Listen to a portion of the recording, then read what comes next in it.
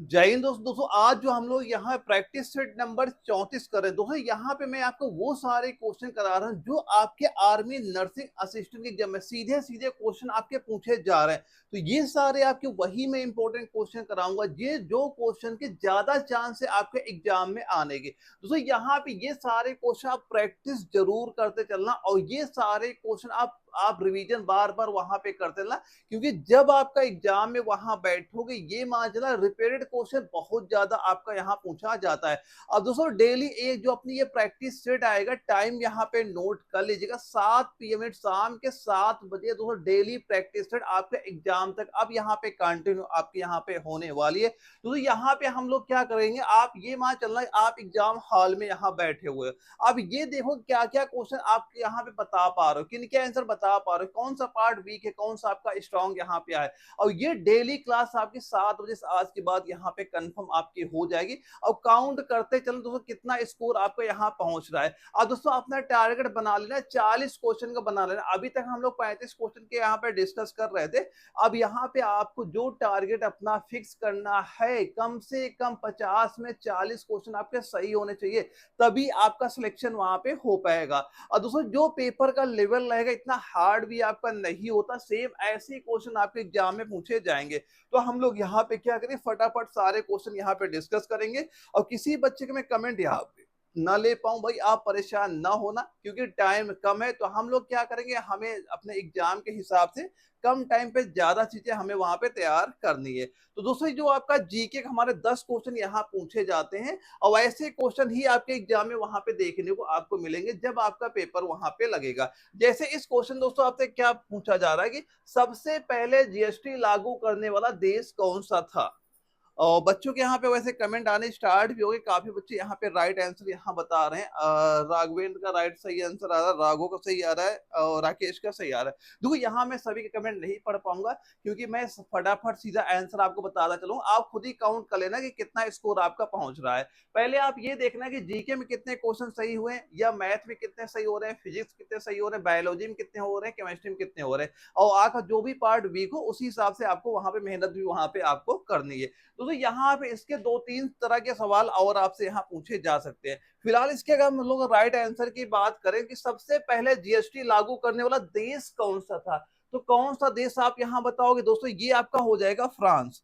कौन सा देश आपको बता देना, फ्रांस देश, ऑप्शन डी आपका राइट आंसर यहाँ पे हो जाएगा। तो जिन बच्चों का डी आ रहा है उन सारे बच्चों का राइट आंसर यहाँ पे हो जाता है। दोस्तों जो आपका फ्रांस देश था ना ये आपका 1954 में, कब 1954 में इसने जीएसटी प्रणाली लागू वहां पे कर दी थी अपने देश में। अब एक क्वेश्चन दोस्तों पता है आपके एग्जाम में ये पूछा था, भारत के बारे में ही पूछा जाता है कि ये बताओ भारत ने जीएसटी कब लागू किया था अपने देश में। तो ये भी एग्जाम में कई बार एग्जाम में क्वेश्चन पूछा जा चुका। तो भारत का कभी अगर आपसे पूछा जाए कि भारत ने अपने देश में जीएसटी कब लागू किया गया था, तो यहाँ पे एक बताइएगा 1 जुलाई, 1 जुलाई 2017 आप यहाँ पे राइट आंसर आप बता दोगे। अब दोस्तों जीएसटी का मेन उद्देश्य क्या आपका होता है, इसका दोस्तों जो आपका जीएसटी का मेन उद्देश्य यही होता है कि जो आपकी कर प्रणाली होती है इसको एक सरल बनाना। पहले क्या होता, जैसे कोई मान लो बाहर कंपनी इंडिया आती थी, यहाँ पे हर स्टेट का ही जीएसटी आपका अलग अलग होता था। अब यहाँ पे क्या किया गया, पूरे इंडिया का ही जीएसटी का एक आपका सेम वहां पे आपका कर दिया गया है। और यह केंद्र और राज्य करों को मिलाकर एक समान प्रणाली बनाती है, यानी केंद्र सरकार जो है, यानी जो आपका जितने भी आपके स्टेट है सभी में जो जीएसटी लगेगा समान रूप से आपका वहां पे डिवाइड आपका वहां पे कर दिया गया। तो यहाँ पे ये चीज आपकी वेरी इंपॉर्टेंट हो जाती है, ये एग्जाम में कई बार क्वेश्चन आपका पूछा भी जा चुका है। तो ये सारे क्वेश्चन आपको मैं इसकी पीडीएफ अपने व्हाट्सएप ग्रुप में डाल दूंगा या टेलीग्राम में डाल दूंगा, वहां से भी आप इसकी जो आप जितने क्वेश्चन में कराऊंगा प्रैक्टिस सेट आपको वहां मिलता रहेगा, ताकि बाद में जब आप इसका रिवीजन प्रैक्टिस करें तब कोई दिक्कत आपको देखने को वहां पे ना मिले। और ये क्वेश्चन अगर पुणे जडावर में सीधा सीधा पूछा भी गया था। अगला क्वेश्चन ये पूछा गया है, विश्व व्यापार संगठन जो आपका है की स्थापना कब हुई थी, कौन से वर्ष आपकी हुई थी। ये 4 ऑप्शन दिए गए थे जब ये हमारा दानापुर जडारो में ये क्वेश्चन आपका पूछा गया था। तो इसका राइट आंसर आप कितना बताओगे, अगर आपके एग्जाम में ये क्वेश्चन कभी रिपीट हुआ तो क्या बताओगे सीधा सीधा, ये दोस्तों हो जाएगा 1995। बच्चों के यहाँ पे काफी बच्चे राइट आंसर यहाँ पे बता रहे हैं, बस आप काउंट करते चलना कितना स्कोर आपका यहाँ पहुंच रहा है। तो क्या बताओगे 1995 आपको बता देना है, यानी पूरी डेट की बात करें क्या हो जाएगा 1 जनवरी 1995। ये डेट दोस्तों पूरी पूरी आप नोट कर लेना, ये डेट कम से कम आपको पूरी कंप्लीट होनी चाहिए। कभी कभी क्या होगा एग्जाम में क्वेश्चन पूछेगा, ये जो आपके वर्ड्स हैं ये आपके सेम कर देगा, केवल आपकी ये डेट चेंज कर देगा, ये यहाँ पे महीना चेंज कर देगा, तो पूरा आपको ये डेट यहाँ पे पता होना चाहिए। और दोस्तों यहाँ पे एक चीज ये भी याद कर लेना, अगर कभी पूछा गया इसका मुख्यालय बता दो, अगर कभी आपसे इसका, क्योंकि हमारे पेपर में इसका मुख्यालय भी आपसे पूछा जाता है, तो इसका मुख्यालय आप क्या बताओगे, सीधा सीधा बता देना जिनेवा। मुख्यालय क्या बताओगे, जिनेवा आप बता दो। जिनेवा कौन से देश में हो जाएगा, ये स्विट्जरलैंड में आपको वहां पे आ जाता है। और दोस्तों जो आपका ये WTO होता है, इसका मेन उद्देश्य क्या है, अगर कभी पूछा गया इसका उद्देश्य क्या होता है, तो इसका दोस्तों मेन उद्देश्य यही होता है कि वैश्विक व्यापार को सुचारू और निष्पक्ष बनाना, मेन इसका उद्देश्य आपका हो जाता है। और भारत दोस्तों जो है ना ये WTO का सदस्य भी है। भारत कभी अगर पूछा जाए क्या भारत जो आपका विश्व व्यापार संगठन है इसका सदस्य है कि नहीं है, तो आप क्या कहोगे, भारत इसका सदस्य वहां पे हो जाएगा। इसका राइट आंसर सीधा ए आपका हो जाएगा। अगले क्वेश्चन में पूछा गया उत्तर प्रदेश का क्षेत्रफल देश के कुल क्षेत्रफल का लगभग कितना परसेंटेज है, ये पूछा गया है। और ये 4 ऑप्शन आपके पूछ दिए गए थे जब ये राजस्थान के जयपुर जटारो में आर्मी नर्सिंग के एग्जाम में ये क्वेश्चन वहां पूछा गया था। तो सीधा सीधा आप राइट आंसर क्या बताओगे। दोस्तों जीके में क्या होता है ना, अगर आपको इसका आंसर पता है तो बड़ी आसानी से बता ही सकते हो, अगर नहीं पता, इस भाई मैथ तो है नहीं भाई, कैलकुलेशन करके आप वहां पे ले आओगे। तो इसमें क्या सीधा ऑप्शन आपको दिख ही जाते हैं, वहां पे खुद ही दिमाग में क्लिक कर ही जाता है कि इसका आंसर क्या आपका वहां पे हो सकता है। तो इसका सीधा राइट आंसर आपको क्या बता देना, 7.3% आपको बता देना, ऑप्शन डी आपका राइट आंसर यहाँ पे हो जाता है। दोस्तों अगर यूपी की बात करें, किसकी बात हो रही, उत्तर प्रदेश की बात हो रही, यूपी का, यहाँ पे दोस्तों ये याद करें ना कि अगर ये कभी पूछा जाए क्रम के हिसाब से कि इसका जो क्रम आता है, यानी जो आपके राज्य है टोटल राज्य हो जाते हैं कौन से क्रम में आता है, तो इसका एक चीज ये याद कर लेना, ये आपका चौथा, क्या बताओगे यहाँ पे, ये आपका चौथा सबसे बड़ा राज्य, चौथा सबसे बड़ा राज्य दोस्तों यहाँ पे आप बता देना। अगर इसका ये कभी पूछा गया इसका क्षेत्रफल लगभग कितना आता है, कितना क्षेत्रफल वहां पे है, तो अगर कभी आपसे इसका क्षेत्रफल भी आपसे पूछा जाए तो दोस्तों ये सीधा सीधा इसका क्षेत्रफल आप यहाँ पे नोट कर लेना, वर्ग किलोमीटर, ये इसका क्या हो जाएगा, क्षेत्रफल दोस्तों आपका यहाँ पे हो जाएगा। अब ये देश के कुल क्षेत्रफल का 7.3% आपका यहाँ पे हो जाता है। और कभी दोस्तों अगर आपसे ये चीज पूछी जाती है, अच्छा जनसंख्या के हिसाब से यूपी कौन से नंबर पे आता है, तो आप क्या बताओगे, अगर कभी आपसे पूछ लिया गया जनसंख्या, क्या पूछा गया कि जनसंख्या के हिसाब से ये सबसे बड़ा राज्य पहले नंबर पे आ जाएगा, यूपी की जनसंख्या सबसे ज्यादा आपकी वहां पे हो जाती है। और दोस्तों कभी अगर आपसे ये पूछा गया इसकी जो सीमाएं हैं कितने राज्यों या कितने राज्यों से मिलती है, इसकी जो आपके बॉर्डर एरिया होती है, ऐसे क्वेश्चन आप देखोगे पेपर में आते हैं, तो क्या बताओगे आपकी जो इसकी सीमा होती है, इसकी सीमाएं जो होती है आपके 9 राज्यों से, क्या बताओगे, इसकी दोस्तों जो आपकी सीमा होती है, इसकी जो बॉर्डर एरिया है ये आपका 9 राज्यों से जुड़ी हुई है। एक 9 राज्य लिख लेना। अगर पूछा जाए कि जो अदर कंट्री है, तो अदर कंट्री में किसका नाम बताओगे, इसकी यूपी का सीमा आपका नेपाल देश से भी आपकी वहां पे जुड़ी हुई है। तो ये कुछ मेन पॉइंट हो जाते हैं जो अक्सर आपके यूपी के जो आपका पे वहां से जो जो चीजें पूछी जा सकती है, उत्तर प्रदेश यही चीजें वहां पूछी जाए, सारे चीजें यहाँ पे आप नोट करते हुए चलिएगा। अब अगर दोस्तों कभी आपसे ये क्वेश्चन पूछा गया निम्नलिखित में से कौन सा आपका द्वीपीय महाद्वीप है, कौन सा आपका द्वीपीय महाद्वीप आपका यहाँ पे हो जाएगा, अफ्रीका, एशिया, यूरोप, ऑस्ट्रेलिया, जो आपका जियोग्राफी वाला टॉपिक आता है वहां पे ये ऐसे क्वेश्चन आपके दिखते हैं। इसका एक क्वेश्चन लगभग कभी कभार एग्जाम में आता है और आता है इसी लेवल के क्वेश्चन आपसे वहां पूछे जाएंगे। आप काउंट करते चलना स्कोर कितना आपका यहाँ पे पहुंच रहा है। तो सीधा दोस्तों क्या बताओगे, ऑस्ट्रेलिया का नाम आपको यहाँ पता होना चाहिए, ऑप्शन डी आपका राइट आंसर यहाँ पे हो जाएगा। दोस्तों जो ये आपका ऑस्ट्रेलिया होता है ना, ऑस्ट्रेलिया आपका एकमात्र महाद्वीप है जो पूरी तरह एक द्वीप के रूप में स्थित है, पूरी तरह आपका एक द्वीप के रूप में स्थित है और ये आपका दक्षिणी गोलार्ध में आपका स्थित है। अब इसे आपका सबसे छोटा महाद्वीप भी आपका माना जाता है। तो कभी पूछा गया सबसे छोटा महाद्वीप कौन सा है, तो आपका ऑस्ट्रेलिया को ही आपको माना जाता है। तो ये कुछ पॉइंट आपको यहाँ पता होने चाहिए। आप काउंट करते चला, यहाँ पे जो बच्चा अब 40 प्लस क्वेश्चन सही कर पा रहा है, ये मान चलना 100% सिलेक्शन उसका क्लियर यहाँ पे हो जाएगा। ये आपके लेवल के ही क्वेश्चन है, कैसा लेवल आपका वहां पे होता है। यहां से एक सबसे ज्यादा बेनिफिट आपको ये पता चलेगा कि आपके एग्जाम का लेवल आपको पता चलेगा कि किस लेवल तक हमारे एग्जाम में क्वेश्चन आपके पूछे जा सकते हैं। अगर हम लोग अगले क्वेश्चन की बात करें, ये बताओ जो डूरंड कप निम्न में से किस खेल से आपका स्थित है। दोस्तों भाई, जो आपका स्टैटिक जीके में स्पोर्ट वाला आपका टॉपिक है, वो अच्छे से तैयार करके जाना। स्पोर्ट से हमेशा क्वेश्चन आता है। एक क्वेश्चन करंट अफेयर का बनेगा आपका, एक क्वेश्चन स्टैटिक जीके का यहाँ से आपसे पूछा जाता है। तो ये जो डूरंड कप होता है, डूरंड कप होता है, ये किस खेल से संबंधित हो जाएगा। दोस्तों बताओ, फुटबॉल, नौकायान, शतरंज, गोल्फ। सीधा सीधा आपको क्या बताना है, फुटबॉल का नाम बताना है। ऑप्शन ए आपका राइट आंसर यहाँ पे हो जाएगा। दोस्तों जो आपका डूरंड कप है, ये भारत का सबसे पुराना आपका फुटबॉल टूर्नामेंट है। तो अगर कभी पूछा गया कि भारत का सबसे पुराना टूर्नामेंट कौन सा हो जाएगा फुटबॉल का, तो आपको किसका नाम बताना है, डूरंड कप आप बता देना। अगर इसकी दोस्तों शुरुआत की बात की जाए कि ये बताओ, अच्छा इसकी शुरुआत कब हुई थी, कौन से स्तर में इसकी शुरुआत हुई थी, तो आप बताओगे सीधा 1888 इसमें इसकी शुरुआत वहां पे हुई थी। अब इसका आयोजन दोस्तों भारतीय सेना द्वारा आपका उस समय वहां पे किया गया था। अब ये विश्व के सबसे पुराने फुटबॉल टूर्नामेंट में से भी आपका एक वहां पे हो जाता है। इसमें आपके देश विदेश के कई सारी टीमें जो यहाँ पे भाग आपकी वहां पे लेती है, किसमें, डूरंड कप में। ये कुछ पॉइंट आपको यहाँ पता होने चाहिए। अब इसके बाद दोस्तों जो हमारा अगला सवाल आता है, इसमें देखते हैं क्या चीज पूछी जा रही है। अच्छा ये बताइए, हाल ही में कौन अंतरराष्ट्रीय टेनिस हॉल ऑफ फेम लिए नामित होने वाले एशिया के पहले पुरुष खिलाड़ी बन गए हैं। बताओ, चार ऑप्शन आपके दिए जा रहे हैं। लखनऊ जडारो में ये क्वेश्चन करंट अफेयर में रिलेशन भर्ती में अभी पूछा गया था। बताओ क्या राइट आंसर हो जाएगा इसमें। ये चार ऑप्शन आपके दिए जा रहे हैं। रोहन बोपन्ना होगा, लिएंडर पेस हो जाएगा, सोमदेव वर्मन हो जाएगा, महेश भूपति।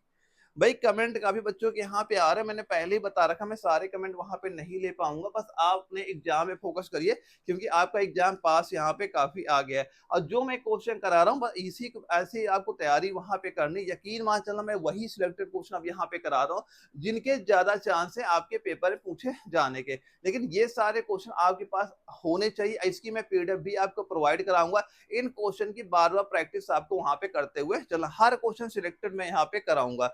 तो यहाँ पे दोस्तों सीधा सीधा राइट आंसर किसका नाम बताना है, लिएंडर पेस का नाम आपको बता देना। ऑप्शन नंबर बी आपका राइट आंसर यहाँ पे हो जाता है।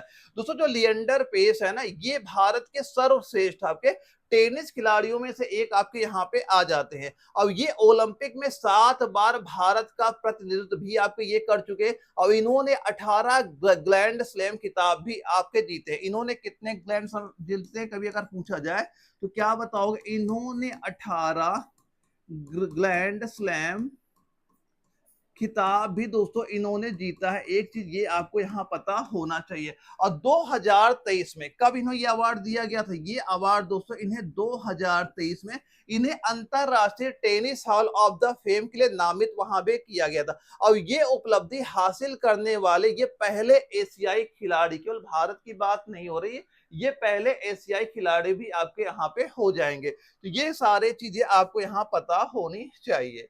अच्छा ये बताओ, कल्पना चावला की जीवनी, जिसे आप जॉन पियर हैरियस द्वारा लिखी गई है, ये पुस्तक कौन सी है। अब इनके पुस्तक का नाम पूछा जा रहा है, किसकी जीवनी जो है, कल्पना चावला की। अब ये चार ऑप्शन हमारे दिए जा रहे हैं, क्योंकि पुस्तकें आपकी जो आत्मकथाएं होती हैं, ये एग्जाम में आती है। यही लेवल के क्वेश्चन आएंगे, पुस्तकें और आत्मकथाएं जो होती हैं, ये अच्छे से आप लोग तैयार वहां पे कर लीजिएगा। तो राइट आंसर आप यहाँ पे क्या बता देंगे, इसका राइट आंसर हो जाएगा age of time. Age of time हो जाएगा। ऑप्शन ए आपका राइट आंसर यहाँ पे हो जाएगा। और दोस्तों ये जो एज ऑफ टाइम की जो बुक थी इनकी, इस किताब में कल्पना चावला के जीवन और अंतरिक्ष जो इन्होंने मिशन वहां पे किए थे, इस पे आपकी ये वहां पे आधारित हो जाती है। और दोस्तों लेखक का नाम क्या हो जाएगा, लेखक का नाम आप सीधा सीधा क्या बताओगे, जॉन पियर हैरिसन। कभी अगर ये भी पूछा गया एज ऑफ टाइम के लेखक कौन हो गए, तो लेखक में आपको ये नाम अच्छे से याद कर लेना, यहाँ पे कई तरह के सवाल आपके यहाँ पूछे जा सकते हैं। और ये सार जो जितने चीजें मैं यहाँ पे करा रहा हूँ, आप सारी चीजें यहाँ पे याद करते चलना। और एक चीज दोस्तों, यहाँ कल्पना चावला के बारे में एक चीज और आपको ये भी यहाँ पता होना चाहिए कि 2003 के कोलंबिया अंतरिक्ष यान हादसे में, कौन सा अंतरिक्ष यान हादसा हुआ था? कोलंबिया। क्या बताओगे यहाँ पे?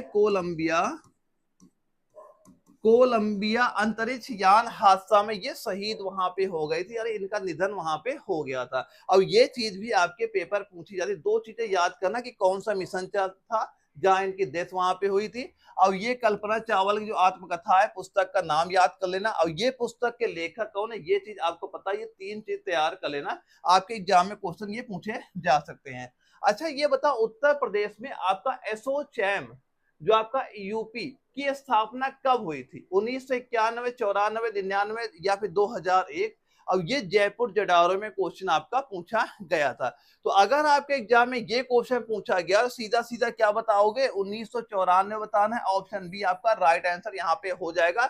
और दोस्तों जो आपका ये एसोसिएशन जो आपका यूपी दिया जा रहा है, ये भारत का एक प्रमुख वाणिज्य और उद्योग मंडल आपका यहाँ पे हो जाता है। अब यह निजी क्षेत्र के आर्थिक विकास को आपका ये बढ़ावा देता है। और दोस्तों कभी अगर इसकी ये भी पूछा जाए, इसकी स्थापना कहाँ पे हुई थी?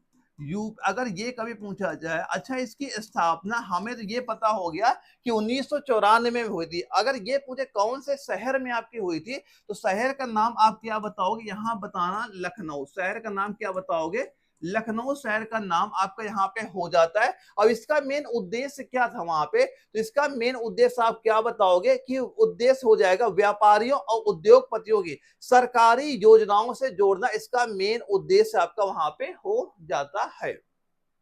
और दोस्तों यहाँ पे ये चीज जरूर ध्यान रख लेगा, जो ये आपके फोल्डर में नोट सारे पड़े हुए हैं ना, जितना टाइम बच रहा है सारी इसी की चीज में आपको वहां पे ध्यान देना है। अब यहाँ पे दोस्तों जो नोट्स मैंने अपलोड किए हैं, आपको ये केवल वही चीजें पढ़ाएंगे जो आपके एग्जाम के लिए जरूरी है। यानी जितना आपका न्यू पैटर्न सिलेबस है आर्मी नर्सिंग असिस्टेंट का, जितने नोट्स यहाँ पे आपके पढ़े, बस ये नोट्स आप तैयार करके जाना। जब भी आप एग्जाम देने जाओगे, पेपर में आपके सीधे सीधे क्वेश्चन यहाँ पे आपको दिखेंगे। यहाँ पे तो कंप्लीट नोट्स मिल जाएंगे, साथ में आपको 2000 लेकर 2024 तक जो प्रीवियस ईयर क्वेश्चन मैंने अपलोड कर रखे हैं, वो बार बार प्रैक्टिस करके जाना। हर क्वेश्चन इंपोर्टेंट मैंने प्रोवाइड करा रखा है। और दोस्तों इसमें आपके ये जो नोट्स के साथ साथ क्या है, आपको 50 प्रैक्टिस सेट भी यहाँ पे आपको मिलेंगे, क्योंकि आपको प्रैक्टिस वैसे भी करना है, क्योंकि जैसे आपका ऑनलाइन एग्जाम होगा जहां पे आप टाइम मैनेजमेंट करना आप सीखोगे। और जो यहाँ पर प्रैक्टिस सेट है, इसमें मैंने वही क्वेश्चन डाल रखे हैं जो आपके एग्जाम में क्वेश्चन पूछे गए थे। तो बस ये सारी चीजें आप अच्छे से वहां पे तैयार करते चलना। एग्जाम तक जो चीजें मैं जैसे बता रहा हूँ, अगर सारे तैयार करके चल दोगे तो आपका पेपर जब भी लगेगा, यकीन मान चलना, पेपर इसके बाहर कोई क्वेश्चन आपका नहीं जाएगा। इसमें क्या पूछा जा रहा है, भारत में नोटबंदी कब हुई थी? नोटबंदी कब हुई थी बताओ? 8 नवंबर 2016, 9 नवंबर 2016, 8 नवंबर 2018, 10 नवंबर 2017। तो भारत में नोटबंदी कब हुई थी? राइट आंसर आपको क्या बता देना है? 8 नवंबर 2016। ऑप्शन ए आपका राइट आंसर यहाँ पे हो जाता है। और इस नोटबंदी में दोस्तों हुआ क्या था, जो आपके 500 के और 500 के, और इसके बाद क्या जो 2016 में हुई थी 500 के, और आपके जो 1000 के जो नोट थे, ये 8 नवंबर 2016 के बाद आपके ये सारे नोट वहां पे बंद आपके वहां पे कर दिए गए थे। अब ये घोषणा अगर पूछा जाए किसने की थी, तो उस समय जो भारत के प्रधानमंत्री थे, अभी भी हैं, उन्होंने इसकी घोषणा वहां पे की थी, यानी नरेंद्र मोदी ने इसकी घोषणा की थी कि 500 के और 1000 रुपए के जितने भी नोट हैं, ये सारे नोट आपके बंद हो जाएंगे। और दोस्तों इसका उस समय मेन उद्देश्य क्या था, वहां पे जो आपका काला धन था इसको निकालने के लिए, यानी जितनी करेंसी आपकी मान लो कई लोगों ने छिपा रखी है, वो सारी आपकी वहां बेकार आपकी हो जाए। यानी इसका काला धन और नकली मुद्रा, जो आपकी नगदी मुद्रा उस समय चल रही थी, या फिर काफी ज्यादा जाली नोट भी उस समय वहां पे आ गए थे इंडिया में। तो जाली नोट जो जितने आपके नकली नोट आए थे, वो सारे आपके एक तरफ से बेकार हो जाए, इसीलिए आपके ये आपका वहां पे किया गया था, यानी विमुद्रीकरण आपका वहां पे ये किया गया था। और दोस्तों इसके बाद हुआ क्या था, इसके बाद आपके जो 2000 और 500 के नए नोट आपके ये वहां पे जारी किए गए थे। यानी पहले जितने पुराने नोट थे आपके 500, 1000 के, ये बंद कर दिए गए। फिर नए नोट आपके जारी किए गए थे, 2500 के नए नोट आपके वहां पे जारी कर दिए गए थे। अगला सवाल आता है कि वह प्राचीन स्थल जहां पे आपके 60,000 मुनियों की सभा में संपूर्ण महाभारत का वाचन हुआ था, वो जगह कौन सा आपका वहां पे हो जाएगा? ये चार ऑप्शन दिए जा रहे हैं। अब बताओ राइट आंसर क्या हो जाएगा? पुणे जिडाउर में हमारे ये एग्जाम में क्वेश्चन पूछा गया था। तो अगर आपके एग्जाम में ये रिपीट क्वेश्चन वहां पे होता है, सीधा सीधा आंसर आपको क्या बता देना है? ये दोस्तों हो जाएगा नैमिषारण्य, जो यहाँ पे दिया जा रहा है ऑप्शन नंबर डी, ये आपका राइट आंसर यहाँ पे हो जाता है। और दोस्तों जो आपका ये नैमिषारण्य है, ये कहाँ पे आपका स्थित है? ये भी दोस्तों आपका कहाँ पे स्थित हो जाएगा? यूपी में आपका, उत्तर प्रदेश में आपका स्थित हो जाएगा। उत्तर प्रदेश के एक सीतापुर जिला है, उत्तर प्रदेश में आपका एक सीतापुर जिला, इस जिले में आपका ये स्थित है। और इसे आपका धार्मिक दृष्टि से अत्यंत पवित्र स्थान आपका ये यहाँ माना जाता है। और यहाँ पे आपका ऋषि जो आपका उग्रवशो सूत ने महाभारत का वाचन भी वहां पे किया था। और इसे पुराणों और वेदों का संग्राहक स्थल भी आपका ये माना वहां पे जाता है। और ये स्थान दोस्तों आपका जैव वैष्णव और शक्ति उपासकों के प्रमुख तीर्थ स्थल आपका वहां पे हो जाता है। तो अगर पूछा गया ये आपका जगह कहाँ पे हो जाएगा? यूपी के सीतापुर जिले में आपका ये आपका वहां पे स्थित हो जाएगा। अब दोस्तों यहाँ से हमारे मैथ के क्वेश्चन आपके स्टार्ट हो जाते हैं। मैथ दोस्तों आपके बिल्कुल वहां पे नॉर्मल आती है। अगर आपकी कैलकुलेशन अच्छी है तो बड़ी आसानी से सभी क्वेश्चन के आंसर आप वहां पे दे पाओगे। मैथ से आपको बिल्कुल वहां परेशान नहीं होना, बस कैलकुलेशन आपको पता होनी चाहिए। मैथ के क्वेश्चन बड़ी आसानी सारे आप यहाँ पे लगा सकते हो। ये क्वेश्चन तो जैसे आपका जयपुर जडार में पूछा गया, ध्यान से पढ़िए क्वेश्चन और क्या चीजें दी जा रही है और क्या हमसे यहाँ पूछा जा रहा है। देखो इसमें पहले क्वेश्चन पूछा गया एक बेलन, देखो पहले हमसे क्या पूछा जा रहा है ये बताओ, अच्छा इसकी त्रिज्या क्या हो जाएगी। और बात किस चीज की हो रही है यहाँ पे? यहाँ बात हो रही आयतन। पहले तो ये बताओ बेलन का आयतन होता क्या है? तो आप सीधा सीधा क्या बताओगे? बेलन का आयतन का फार्मूला होता है पाई आर स्क्वायर एच, आपका यहाँ पे हो जाता है। और यहाँ पे क्या दिया गया? एक बेलन की त्रिज्या और ऊंचाई का अनुपात 4:7 है। यानी किसकी दिया जा रहा है? यानी कि त्रिज्या, एक त्रिज्या है और ऊंचाई है, इनका अनुपात है 4:7। तो हमने मान लिया इसे x लिख दिया यहाँ पे, इसको हमने 4x मान लिया, इसे 7x आपने यहाँ पे मान लिया। अब यहाँ पे आयतन हमारा दिया जा रहा है 2816 आपका दिया गया। अब ये बताओ त्रिज्या यहाँ पे क्या हो जाएगी? तो सारे मान यहाँ पे रख दो। ये आयतन का फार्मूला हो जाता है पाई आर स्क्वायर एच। और ये आयतन बराबर कितना आपका दिया जा रहा है? ये दिया गया है 2816 आपका दिया ही जा रहा है। बराबर क्या हो जाएगा? पाई का मान रखिए कितना हो जाएगा? 22/7 यहाँ पे रखोगे। आर कितना हो जाएगा? त्रिज्या 4x है, यानी 4x गुणे 4x, 4 चौक 16, 16x स्क्वायर यहाँ पे हम लिख सकते हैं। तो यहाँ पे लिख दिया हमने 16x स्क्वायर लिख दिया और गुणे आगे क्या हो जाएगा दोस्तों? ये आपका 7x आप सीधा सीधा यहाँ पे कितना लिख दोगे? 7x आपने यहाँ पे लिख दिया। बस इसे सॉल्व कर लेना, पहले आप x का मान यहाँ पे निकाल लो। जो भी x का मान आप निकालोगे यहाँ पे 4 गुणे आप उससे कर दोगे, यहाँ से आप त्रिज्या यहाँ पे निकाल सकते हो। अब इसे सोल्व करो, फिर बताइए राइट आंसर आपका यहाँ पे कितना हो जाएगा। ये 7 से 7 आपका सीधा सीधा यहाँ पे कट जाएगा आपका। अब यहाँ पे काटिए 28 16, इसको आप डिवाइड करिए, एक्स स्क्वायर बराबर कितना हो जाएगा? इसको दोस्तों जैसे ही आप यहाँ पे सोल्व करोगे, देखो यहाँ पे क्या लिखो, यहाँ पे एक x की घात 2 है, ये आपका x है, तो ये कितना हो जाएगा दोस्तों? x की घात 3 हो जाएगा, x की घात 3 हो जाएगा।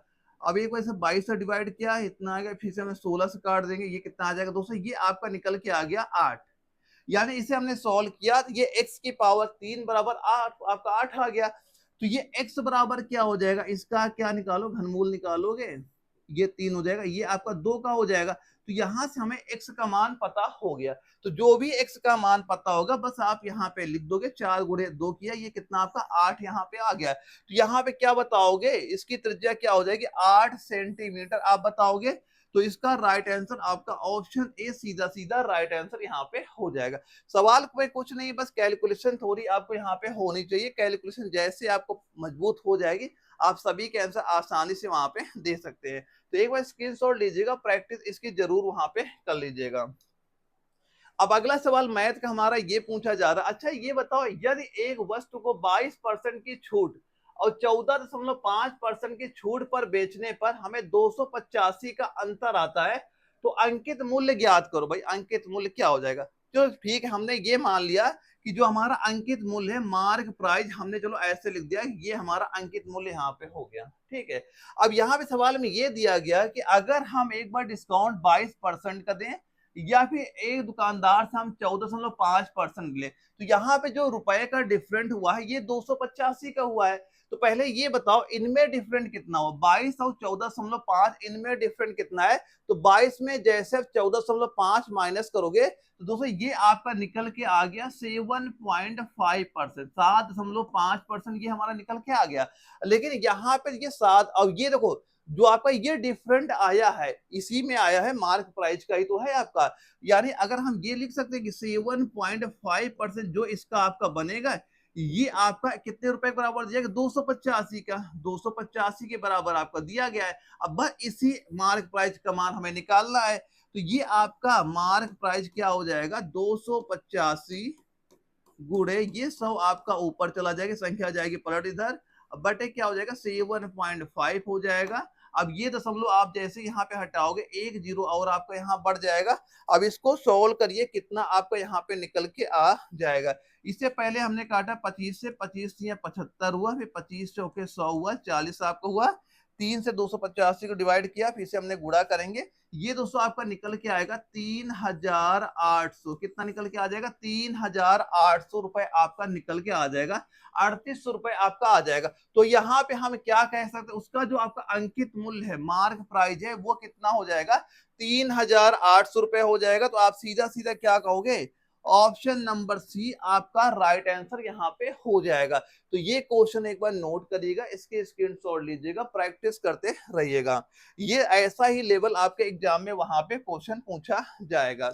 अच्छा, अब ये बताओ, एक सवाल में ये दिया जा रहा है कि नमक की कीमत में 15%, देखो क्या लिखा है, नमक की कीमत में अगर 15% की कमी एक व्यक्ति को 272 रुपए में 2 किलोग्राम अधिक नमक खरीदने देती है, तो घटी हुई कीमत प्रति किलोग्राम क्या हो जाए? बिल्कुल इजी सवाल, बस इसकी लैंग्वेज आपकी ऐसी लग रही होगी कि कैसे हम लोग इसे सॉल्व करोगे। देखो यहाँ पे एक चीज आपको क्या पता है, जैसे कि हम लोग बोलते हैं 10% आपको होता है, 10% हम लोग क्या 1/10 लिख सकते हैं? क्योंकि होता क्या है, इसे जैसे 10/100 लिखोगे, जीरो जीरो करता, ये आपका 1/10 होता था यहाँ पे। सेम ऐसे ही जो आपका ये 15% दिया जा रहा है, ये आप यहाँ पे लिखो, यहाँ पे कमी हो रही है, तो जो आपका 15% होता है इसे हम 15/100 लिख सकते हैं। अब इसे काटो, 5 से 15 हुआ, 5 दूना 10 हुआ, इसे आप 3/20 लिख दोगे, कमी हो रही माइनस लिख दिया हमने। ठीक है, यहाँ पे अब देखो सवाल में जो चीज दी जा रही वैसे देखो, 15% कमी हो रही है किसमें? कीमत में। तो हम यहाँ पे लिखते हैं कि जो आपका मूल्य था, जो कीमत थी, पहले अगर 20 रुपए थी, अब 20 में अगर ये 3 रुपए कम हो गई, अब कितनी होगी? 17 रुपए आपकी यहाँ पे हो गई। ठीक है, लेकिन ये तो मूल्य में कमी हो रही है। अब देखो सवाल में क्या दिया, खपत में कितनी कमी हो रही है। अब यहाँ पे ये ध्यान हो, यहाँ पहले मान लो खपत आपकी 20 थी, अब खपत में कितनी कमी हो गई? आपने कहा 3 यूनिट, कितनी कमी हो रही है? 3 यूनिट कमी हो रही है यहाँ पे। यहाँ लेकिन सवाल में क्या बोला जा रहा है, इसमें 2 किलोग्राम, यहाँ पे 3 यूनिट कम हो रहा है अनुपात में, लेकिन सवाल में बोला गया 2 किलोग्राम। तो यहाँ पे आप एक बात ये कह सकते हो कि ये आपका जो 3 यूनिट है, ये बराबर आपका 2 केजी के हो जाएगा, 2 किलोग्राम का। तो ये बताओ पहले मूल्य यानी कितना है? 20। अगर 3 यूनिट बराबर है 2 केजी के, तो आप ये बताओ 20 बराबर कितना हो जाएगा? तो हम यहाँ पे कह सकते हैं कि जो आपका 20 यूनिट, ये बराबर हो जाएगा आपका, कितना हो जाएगा? ये दोस्तों आपका 20 में 19 हो जाएगा 2/3 गुणे आप 20 यहाँ पे कर दोगे, क्योंकि एक बराबर क्या हो जाएगा? एक बराबर हो जाएगा 2/3। तो 20 बराबर क्या हो जाएगा? 2/3 गुणे 20 आप यहाँ पे करोगे, तो इसे सोल्व करो, कितना? 20 दूना 40, ये आपका हो गया 40/3 केजी, आपने यहाँ पे कह दिया। ठीक है, अब दोस्तों घटी हुई कीमत आपसे क्या पूछा गया सवाल में? घटी हुई कीमत हमें बताओ कि जो आपकी घटी हुई कीमत कितनी यहाँ पे हो जाएगी। तो आप क्या बताओगे? रुपए कितने दिए गए? 272 रुपए। तो यहाँ सीधा क्या करोगे? 272। अब यहाँ पे कितना? 40/3 से क्या करो, सीधा डिवाइड कर दो, तो 40/3, 3 आपका यहाँ पे ऊपर आ जाएगा। अब इसे सोल्व करो, कितना आ जाएगा? ये 272 भाग हम 40 करेंगे, गुणा 3 करोगे, दोस्तों ये आपका निकल के आएगा 20.40 किलोग्राम प्रति किलोग्राम, आपका यहाँ पे निकल के आ जाएगा। क्या बताओगे? 20.40 प्रति किलोग्राम। दोस्तों यहाँ पे आप इसका आंसर सीधा सीधा आप बताएंगे, तो यहाँ पे कितना हो जाएगा? ऑप्शन नंबर ए आपका जो दिया गया है ये राइट आंसर हो जाएगा। दोस्तों ये सबसे शॉर्ट आपका ट्रिक मान लो, तरीका मान लो, इससे आपका शॉर्ट यहाँ पे नहीं हो सकता। तो ऐसे क्वेश्चन जब आप 2-3 बार प्रैक्टिस करोगे तब आसानी से वहां पे लगा लोगे। तो एक बार इसका स्क्रीनशॉट लीजिएगा, प्रैक्टिस करिएगा ऐसे क्वेश्चन की। अगर एग्जाम में ऐसे क्वेश्चन पूछे जाएं तो आपका क्वेश्चन यहाँ से गलत ना हो, बाहर पेपर के ना जाए, ऐसे क्वेश्चन छोड़ के वहां पे नहीं आना है आपको। अगला सवाल देखिए, फिर देखिए बताओ कैसे इसे सॉल्व करोगे आप।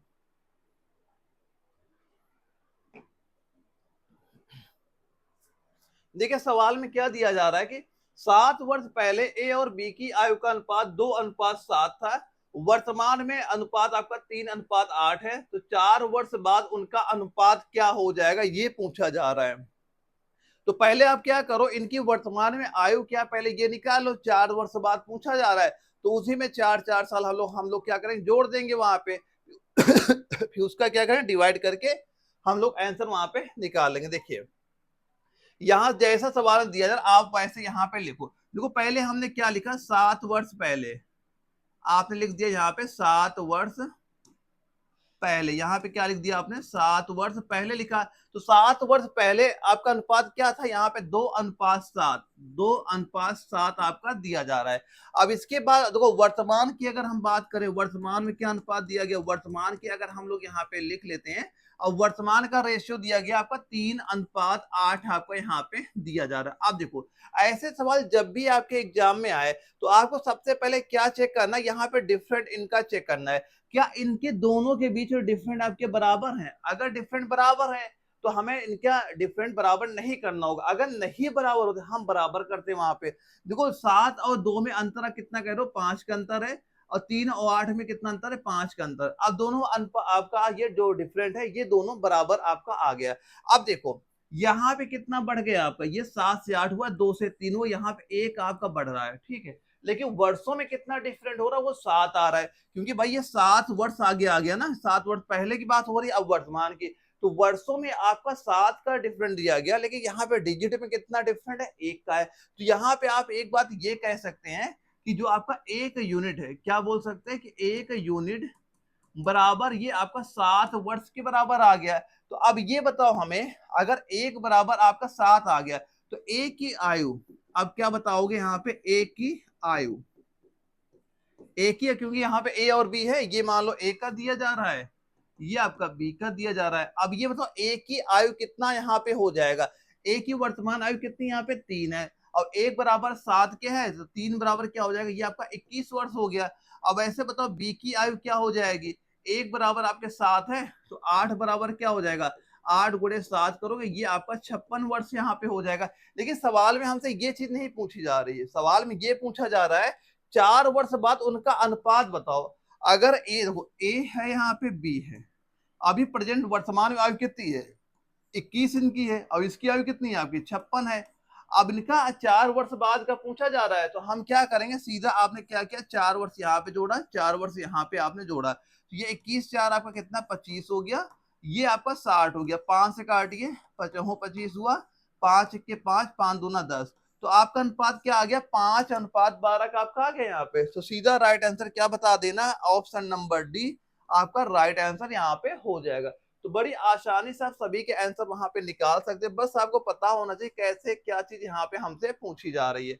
अच्छा एक सवाल ये आ रहा है कि उन सभी 2 अंकों की संख्याओं का योग ज्ञात कीजिए जो 2, 3 और 4 से विभाज्य हैं। अब सबसे पहले देखो, पहले से ये बताओ कि पूछा क्या गया, उन सभी 2 अंकों की, यानी हमें 2 अंकों की संख्याएं ही लेनी है। अगर 3 अंक हो गए तो हमें उसे छोड़ देना है वहां पे। अब ये बताओ संख्याओं का योग ज्ञात कीजिए जो 2, 3 और 4 से विभाज्य है। तो सबसे पहले क्या करो, 2, 3 और 4 का आप एलसीएम ले लो। तो 2 और 3 और 4 का एलसीएम क्या बताओगे, 12 आपका हो जाएगा। इनका एलसीएम तीनों का, इन तीनों का एलसीएम आप बताओ, एलसीएम क्या हो गया, एलसीएम आपका 12 हो गया। अब ये बताओ, अब 12 की हम मतलब 2 अंकों कितनी संख्या लिख सकते हैं, देखो 12 का पहाड़ा पढ़ते हुए आप आगे चले जाओ। एक संख्या क्या होगी आपकी यहाँ पे, एक तुम्हारी पहली 12 ही हो जाएगी, 12 के बाद आपकी एक 24 हो गई, 36 हो जाएगी, एक 48 हुई, फिर आपकी 60 हो गई, 60 के बाद आपकी एक 72 होगी, 72 के बाद 84 हो जाएगी, और लास्ट आपका 96 हो जाएगी। क्योंकि इसके आगे हम लोग जाएंगे तो ये संख्याएं 3 डिजिट की हो जाएंगी, और हमें सवाल में क्या बोला गया कि 2 डिजिट की ही संख्याएं आपकी होनी चाहिए। और सवाल में बोला गया इन बताओ इनका योग। अब इन सारी संख्याओं का योग यानी इन सभी को आप जोड़ दो, आपका आंसर यहाँ पे आ जाएगा। अब जोड़िए कितना हो जाएगा, 12 plus 24 plus 36 plus 48 plus 60 plus 72 plus 84 plus 96, जब इनको आप जोड़ोगे ना ये आपका हो जाएगा 432। कितना आ गया, 432 आपका आ गया। तो सीधा सीधा आपको क्या बोल देना है, ऑप्शन नंबर सी 432 हमारा राइट आंसर आपका यहाँ पे हो जाएगा। एक बार स्क्रीनशॉट लीजिएगा, प्रैक्टिस जरूर करिएगा इन सारे क्वेश्चन की। अब यहाँ दोस्तों हमारे फिजिक्स के क्वेश्चन स्टार्ट हो जाएंगे, यानी हम लोगों ने 15 क्वेश्चन यहाँ पे डिस्कस कर चुके हैं। अब देखो आपके भले क्वेश्चन किसी कम आते हैं, इसका जो मैंने टाइम टेबल आपका एक मैंने वीडियो डाल रखी है यूट्यूब पे, वो टाइम टेबल फॉलो करोगे तो सारा कुछ आप रिविजन बड़ी आसानी से वहां पे कर लोगे। अब देखो सवाल में क्या दिया जा रहा है कि तापमान को किसी विशिष्ट डिग्री में व्यवस्थित करने के लिए प्रयुक्त होने वाला उपकरण बताओ कौन सा है। थर्मोस्टेट है, थर्मामीटर है, पायरोमीटर है, थर्मोकपल है। और ये हमारा लखनऊ जडारो में क्वेश्चन आपका पूछा गया था। इसका राइट आंसर आपको क्या बताना है, तो सीधा सीधा आप क्या बताओगे राइट आंसर, ये आपका हो जाएगा क्या, थर्मामीटर। क्या बताओगे, थर्मामीटर, यानी ऑप्शन नंबर आपका क्या हो जाएगा, इसका राइट आंसर बताइए। यानी कि थर्मोस्टेट, थर्मामीटर, थर्मोस्टेट, क्या दो थर्मोस्टेट, क्या राइट आंसर हो जाएगा, थर्मोस्टेट हो जाएगा, ऑप्शन नंबर ए दोस्तों इसका राइट आंसर सीधा सीधा आपको बता देगा। दोस्तों जो आपका ये थर्मोस्टेट होता है ना, ये आपका एक नियंत्रक यंत्र यहाँ पे होता है, जो तापमान को एक निश्चित सीमा में आपका हमेशा बनाए रखता है। जैसे आपने देखा भी होगा, जैसे जो हम लोग घर में यूज करते हैं, जैसे आप देखा होगा जो हीटर हो गया, हीटर हो गया, या आप देखा होगा जो आप घरों में हम लोग एसी यूज करते हैं, या फिर जो आपके घरों में रेफ्रिजरेटर, जो आपका फ्रिज होता है, रेफ्रिजरेटर यानी जो घरों में फ्रिज वहां पे होता है, इन सब में ये आपका उपयोग किया जाता है। इसमें देखो इसे एक आपका क्या होता है, टेम्परेचर फिक्स कर दिया जाता है, ताकि क्या होता है कि अगर उससे ज्यादा होगा ये ऑटोमेटिक ऑफ कर देता है, उससे हमारा टेम्परेचर आप यहाँ पे समझ सकते हो। जैसे कि घरों में हम लोग इंडक्शन होता है, इंडक्शन कभी कभी जितना ज्यादा हीट हो जाता है, गर्म हो जाता है, तो ऑटो कट हो जाता है, यानी पावर सप्लाई वहां पे ऑफ हो जाता है। तो ये इन्हीं सारे चीजों में आपका यूज वहां पे किया जाता है। क्योंकि दोस्तों इसमें क्या होता है, इसमें आपका एक सेंसर होता है, क्या होता है यहाँ पे, एक सेंसर, एक सेंसर के माध्यम से तापमान का ये पता लगाता है, और विद्युत सर्किट में जो आपका आपकी जो धारा बहा करती है, जो करंट आया करता है, उसे चालू या बंद या अपने आप वहां पे करता है। अब इसका प्रयोग दोस्तों घरेलू और औद्योगिक दोनों स्थानों में ही आपका वहां पे किया जाता है। और ये इससे पता है क्या सबसे ज्यादा बेनिफिट ये मिलता है, इससे जो आपकी ऊर्जा होती है, जो बिजली होती है, पावर होता है, उसमें क्या होता है, उसकी कटौती वहां पे होती है। यानी उसका कई जो शहरों में जो एसी उससे चला करते हैं, वहां पे अगर ये चीज ना लगाई जाए तो वो लगातार कंटिन्यू चलता ही रहेगा। यहाँ पे ये इसका मेन यही काम करता है कि टेम्परेचर जब लगता है भाई टेम्परेचर सही चल रहा है, तो ये ऑटोमेटिक ऑफ हो जाता है। जैसे एसी मान लो हो गया कि रूम का टेम्परेचर ठंडा है, तो ये एसी ऑफ हो जाएगी। और अगर लगा कि टेम्परेचर मान लो कुछ इसका ज्यादा हो गया, तो ये ऑटोमेटिक आपका ऑन वहां पे हो जाता है। तो वहां पे ये सारी चीजें आपकी वहां पे यूज आपकी की जाती हैं। अब इसके बाद जो हमारा अगला सवाल आता है, ये बता ऊष्मा के अवशोषण के लिए जल का वाष्पीकरण सिद्धांत प्रयुक्त आपका होता है। तो क्या बताओगे राइट आंसर यहाँ पे, इसका राइट आंसर क्या बताना है, ऊष्मा के अवशोषण के लिए जल का वाष्पीकरण सिद्धांत प्रयुक्त होता है, कहाँ पे होता है।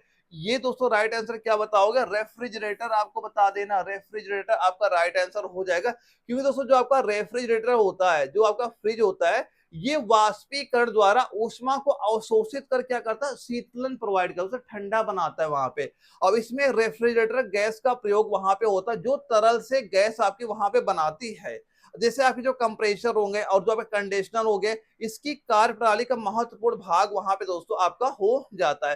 तो क्या बताओगे, सीधा सीधा आपको बता देना रेफ्रिजरेटर, ऑप्शन बी आपका राइट आंसर यहाँ पे हो जाता है इस क्वेश्चन का।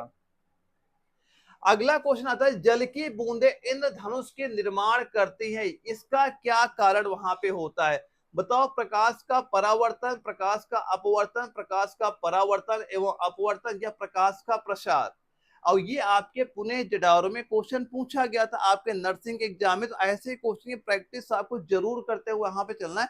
और कई सारे बच्चे यहाँ पे जो आंसर प्रेजेंट टाइम पे दे रहे हैं, कई सारे बच्चों के भी आंसर यहाँ पे आ रहे हैं। लेकिन अब आपको ये मान चलना है कि जो बच्चा 40 तक यहाँ पे स्कोर पहुंचा पा रहा है, तो आपको टारगेट फिक्स भी कर लेने, कैसे भी करके हमें 40 क्वेश्चन वहां पे सॉल्व कर लें अगर एग्जाम आपको निकालना है। इसका राइट आंसर आपको क्या बता देना है, इसका राइट आंसर क्या हो जाएगा, प्रकाश का परावर्तन एवं अपवर्तन। ऑप्शन सी जो आपका दिया जा रहा है, ये बोथ वाला आपका राइट आंसर दोस्तों यहाँ पे हो जाता है। दोस्तों जो आपको ये इंद्रधनुष होता है ना, इंद्रधनुष जो निर्माण होता है, ये सूर्य जो आपका सूर्य के प्रकाश के जल की बूंदों में अपवर्तन और परावर्तन एवं विखंडन से आपका वहां पे होता है। यानी प्रकाश की जो प्रकाश होता है बूंद में जो आपका प्रवेश करता है, तब आप क्या होता है वहां पे, तब आपका होता है अपवर्तित होता है। और फिर बूंद के आंतरिक समूह से क्या होता है, परावर्तित आपका वहां पे हो जाता है। और तभी क्या होता है, बाहर निकलते समय पुनः आपका अपवर्तित वहां पे हो जाता है। और यह प्रक्रिया के द्वारा आपका जो 7 रंगों का हमारा स्पेक्ट्रम होता है वो प्रोवाइड होता है। अब इन्हीं 7 रंगों का आप क्या कहते हैं, इंद्रधनुषी आप रंग वहां पे आप कहते हो। तो यहाँ पे क्या बताना, प्रकाश का परावर्तन एवं अपवर्तन, आपका दोनों राइट आंसर यहाँ पे हो जाएगा। अगला क्वेश्चन था कि संक्षिप्त शब्द आपका जो LHC से क्या तात्पर्य है, जो आपका LHC से क्या तात्पर्य है, इसका फुल फॉर्म आपसे पूछा जा रहा है। और ये इंपॉर्टेंट भी है एग्जाम में, ये क्वेश्चन कई बार आपका रिपीट भी वहां पे हुआ है। तो आपका LHC के से क्या ट्रांसफर हो जाएगा, इसे क्या बोलेंगे आप, इसे बोला जाएगा आपका, क्या कहोगे, large hadron collider. Option number A आप क्या कहोगे, ऑप्शन ए आपका राइट आंसर यहाँ पे हो जाएगा। भाई यहाँ पे काउंट करना कि तैयारी कैसी आपकी चल रही है, उसी हिसाब से आप मानना कि भाई सिलेक्शन ले पाओगे नहीं ले पाओगे। बस जो चीजें मैं बता रहा हूँ एग्जाम तक फॉलो करिए, आपके एग्जाम में क्वेश्चन यहाँ पे आपको दिखेंगे। तो सीधा आप राइट आंसर क्या बताओगे, ऑप्शन ए राइट आंसर यहाँ पे हो जाएगा। और दोस्तों ये जो आपका LHC है, ये विश्व की सबसे बड़ी और शक्तिशाली क्या हो जाएगी, ये आपकी हो जाती है कण त्वरक। क्या लिखोगे यहाँ पे, ये आपकी कण त्वरक, कण त्वरक एक मशीन आपकी यहाँ पे हो जाती है। और ये मशीन आपके स्विट्जरलैंड के, क्या बताओगे, मशीन आपके स्विट्जरलैंड के CERN जो आपकी एक प्रयोगशाला है, स्विट्जरलैंड के CERN जो प्रयोगशाला है, वहां पे ये आपकी मशीन रखी गई है।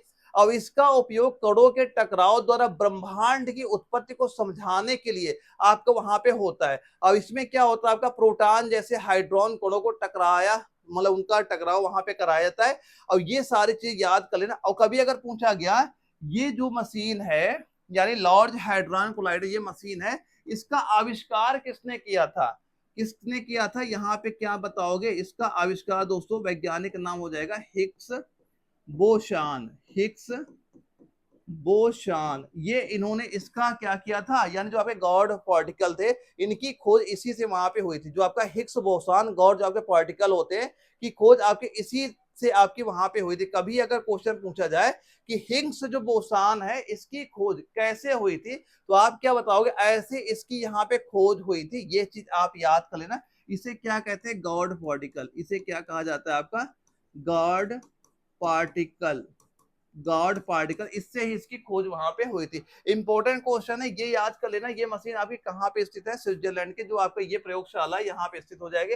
इस मशीन का क्या होता है, कण त्वरक, एक चीज ये भी याद कर लेना। अगला सवाल आपका ये पूछा गया है, सार्वभौमिक गुरुत्वाकर्षण स्थिरांक जी का मान की खोज किसने की थी। अब ये एग्जाम में बहुत बार एग्जाम में क्वेश्चन पूछा गया कि जी के मान की खोज किसने की थी। तो किसने इसकी खोज की थी, वैज्ञानिक का नाम क्या बताओगे, हेनरी कैवेंडिश। क्या बताना है, ऑप्शन ए, ऑप्शन जो आपका पहला दिया गया हेनरी कैवेंडिश आपका राइट आंसर, सीधा सीधा आपको यहाँ पे बता देना है। और ये आपके दानापुर जडारो में क्वेश्चन पूछा गया। और एक क्वेश्चन ये भी आपका पूछा जाता है कि ये बताओ, अच्छा जो जी दिया गया इसका मान भी कभी कभी पूछा जाता है। तो 6.67 इंटू 10 की पावर -11 न्यूटन मीटर स्क्वायर प्रति किलोग्राम स्क्वायर, ये क्या हो, इसका मान आपको यहाँ पता होना चाहिए। अब ये दो वस्तुओं के बीच लगने वाले गुरुत्व बल की क्या करता है, गणना आवश्यक यहाँ पे आपकी हो जाती है। इसमें दोस्तों क्या होता है, यानी जो हेनरी कैवेंडिश नाम के वैज्ञानिक थे, इन्होंने क्या किया था 1798 में, 1798 में गुरुत्वीय स्थिरांक जो आपका जी था, इसका मान प्रयोगशाला में इन्होंने आपको बताया था। और यहाँ पे न्यूटन का जो गुरुत्वीय नियम था। और यहाँ पे एक चीज ये ध्यान रख लेना कि न्यूटन ने जो आपका गुरुत्व का नियम दिया था, परंतु जी का मान नहीं मापा था। इन्होंने जी का मान नहीं नापा था, केवल जी, ये जो स्मॉल जी था इसका पूछा था, तो ये न्यूटन ने इसका मान वहां बताया था। लेकिन अगर ये कैपिटल जी के बारे में बात आपको की जाए, आपको ये चीज वहां पता होना, ये एग्जाम में कई बार क्वेश्चन आपका आ चुका है, क्योंकि ये ऐसे क्वेश्चन होते हैं जो बार बार आपके एग्जाम में रिपीट वहां पे हुआ करते हैं।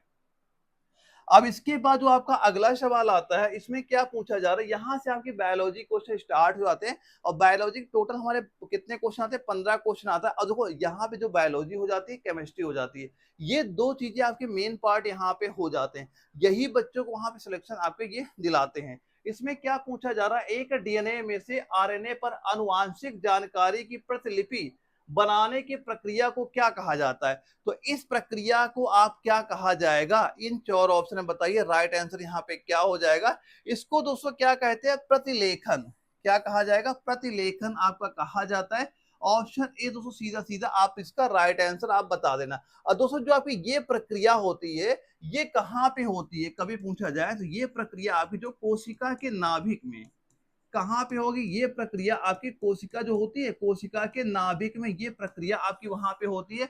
अब इसमें दोस्तों जो आपका आरएनए होता है, पॉलीमर्स होता है, ये एंजाइम प्रमुख भूमिका आपको वहां पे निभाता है। इसमें दोस्तों आपका क्या होता है, जो आपने देखा होगा जो एमआरएनए होता है, एक क्वेश्चन ये भी आपका आता है कि एमआरएनए, अगर कभी आपसे ये चीज पूछा जाए एग्जाम में कि आपका एमआरएनए कहां बनता है, एमआरएनए कहां बनता है, यानी जो आपका मैसेंजर आरएनए होता है ये कहां बनता है आपका, इसका भी निर्माण दोस्तों यहीं पे आपका वहां पे होता है। और ये केवल आपका डीएनए का एक स्टैंडर्ड उपयुक्त यहाँ पे आपका होता है। और ये आपका प्रोटीन संश्लेषण की पहली प्रक्रिया यहाँ पे होती है। कभी पूछा गया प्रोटीन संश्लेषण जो पहली प्रक्रिया कौन सी होती है, यही आपकी वहां पे हो जाती है। यहाँ बस ये चीज याद कर लेना कि ये कोशिका के नाभिक में होती है। और जो आपका एमआरएनए होता है, मैसेंजर आरएनए होता है, इसका भी निर्माण आपका यहाँ पे होता है। और ये दोनों चीजें ही आपके एग्जाम में क्वेश्चन पूछे जा भी चुके हैं और इंपॉर्टेंट भी आपके यहाँ पे हो जाते हैं। अच्छा ये बताओ, एक अतिरिक्त गुणसूत्र जो आपका 21 की उपस्थिति के कारण होने वाला विकार क्या कहलाता है। कौन सा विकार वहां पे होता है जहां पे एक अतिरिक्त गुणसूत्र जब आपका 21 वहां पे किसी को आ जाता है, तो कौन सा विकार वहां पे उत्पन्न होगा, उस विकार का नाम क्या आपको बताना है। दोस्तों विकार हो जाएगा डाउन सिंड्रोम। क्या हो गया, डाउन सिंड्रोम होता है। ऑप्शन बी आपका राइट आंसर यहाँ पे हो जाता है। दोस्तों ये आपका होता है त्रिशोमी 21 के कारण। ये किसके कारण होता है, ये दोस्तों आपका होता है ट्रीसोमी, ट्रीसोमी 21 के कारण दोस्तों आपका यहाँ पे होता है। अब इसमें देखो दिक्कत क्या आती है, अगर ये विकार ये प्रॉब्लम किसी को हो जाता है तो वहां पे होता है उसे मानसिक मंदता और विकास संबंधित समस्याएं वहां पे होती है। यानी किसी किसी को आप देखा होगा जो थोड़ा मंद बुद्धि को वहां बोलते हैं, उसका रीजन दोस्तों यही आपको वहां पे हो जाता है। अब इसमें दोस्तों क्या होता है, जो आपके चेहरा होता है इसमें विशेष प्रकार का आकार हो जाता है। जैसे किसी किसी चेहरा आप देखा होगा छोटा होता है, किसी का बड़ा हो जाता है, ऐसे कुछ प्रॉब्लम वहां पे आपको देखने को मिल जाते हैं। छोटा सिर हो जाता है या चौड़ा चेहरा हो जाएगा, ऐसे विकार भी आपको वहां पे देखने को मिल जाएंगे। और माता की आयु अधिक होने पर इसका खतरा क्या हो जाता है, काफी ज्यादा बढ़ वहां पे जाता है।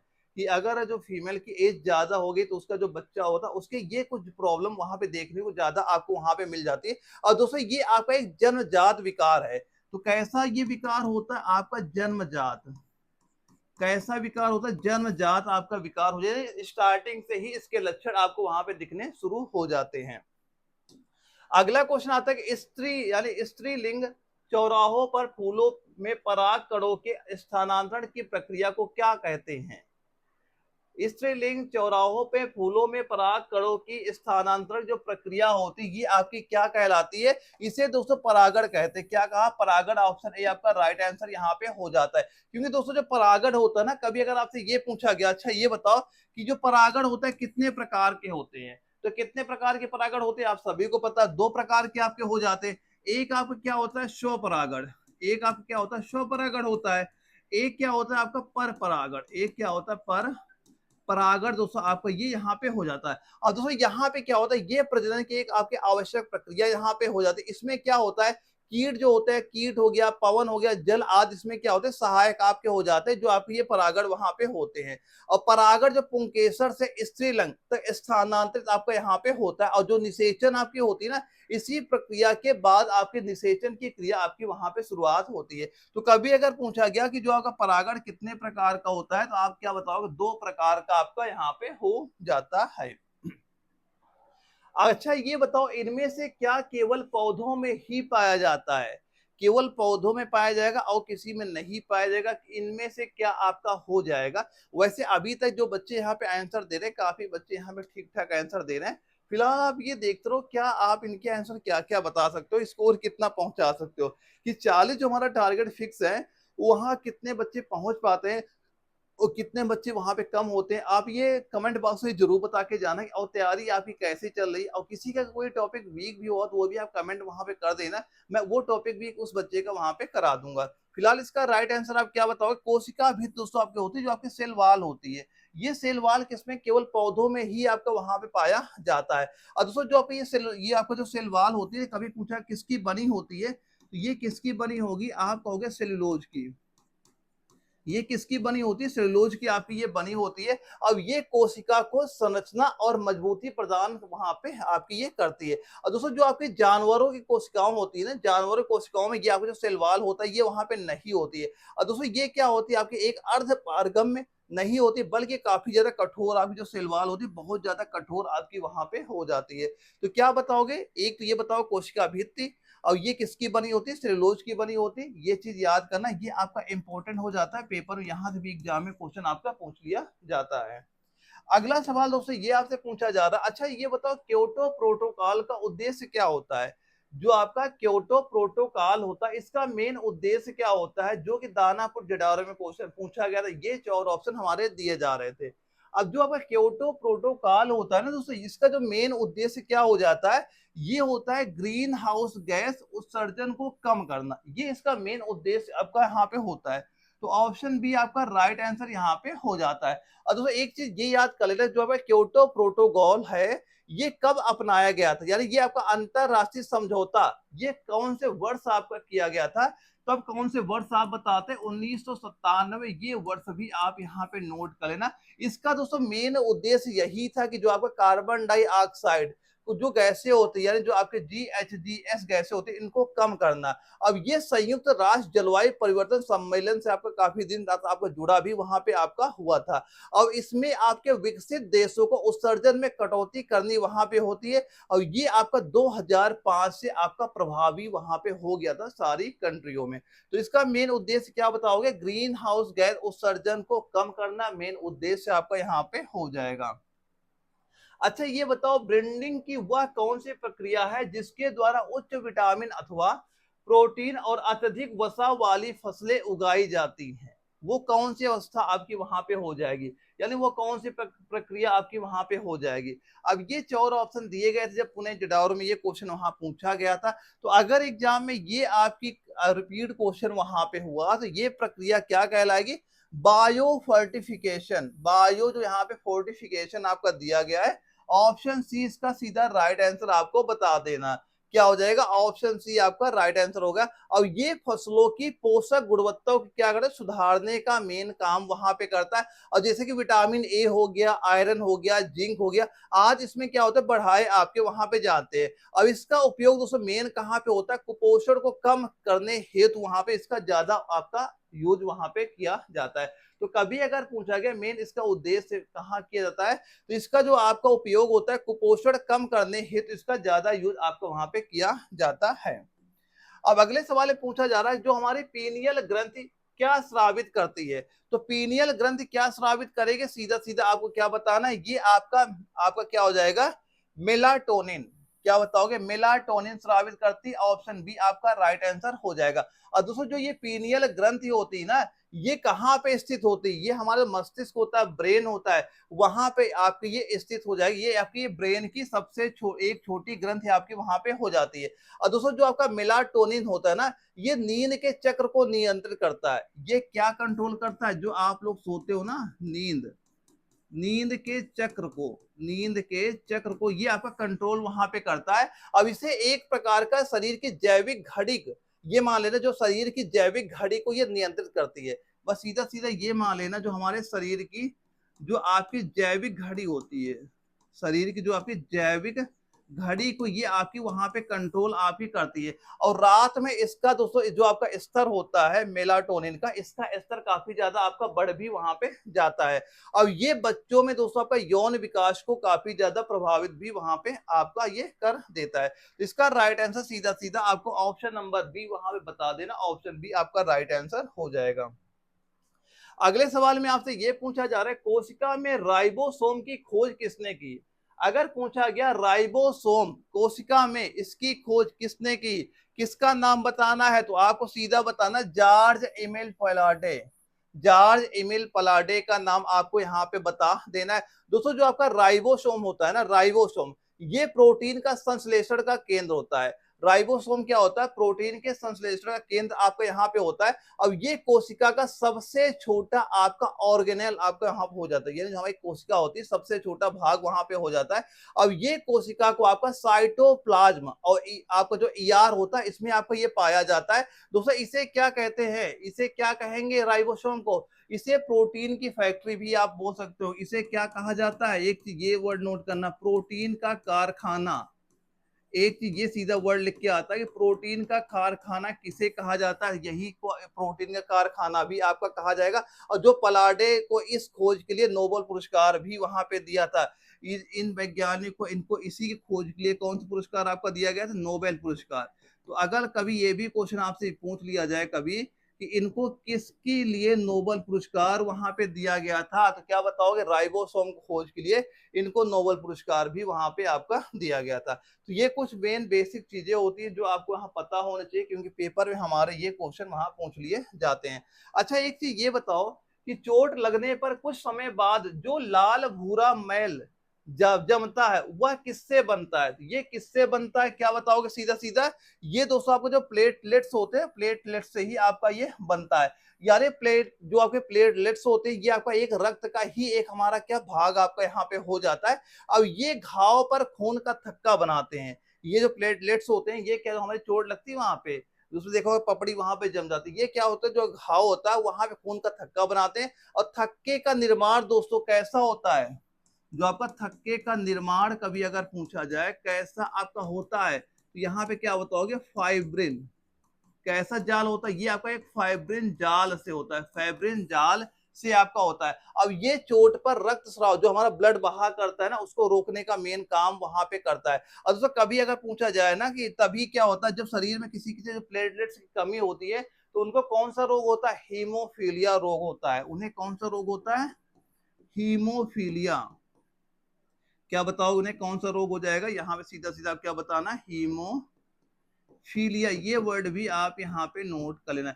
जिनको आपका हीमोफीलिया होता है ना उनकी जो प्लेटलेट्स होती है इनकी संख्याएं कमी होती है, तभी इन्हें कभी चोट लगती है, कुछ भी कट मार्क लग जाता है तो इनका जो ब्लड होता है वो लगातार बहता ही वहां पे रहता है, ब्लड आपका नहीं रुकता वहां पे। इसीलिए क्या होता है इन लोगों के काफी ऑपरेशन में काफी ज्यादा प्रॉब्लम भी वहां पे हो जाती है, कभी काफी बड़ी चोट वहां पे लग जाती है। तो अगला क्वेश्चन पूछा गया कि एक द्विबीजपत्री पत्ते के ऊपरी और निचली आपका जो एपिडर्मिस के बीच कौन सा ऊतक होता है, तो इनके बीच में कौन सा ऊतक होगा, उस ऊतक का नाम आपसे पूछा जा रहा है। तो ये कौन सा ऊतक होता है दोस्तों, मेसोफिल। क्या बताओगे, मेसोफिल ऊतक हो जाएगा, ऑप्शन बी आपका राइट आंसर यहाँ पे हो जाता है।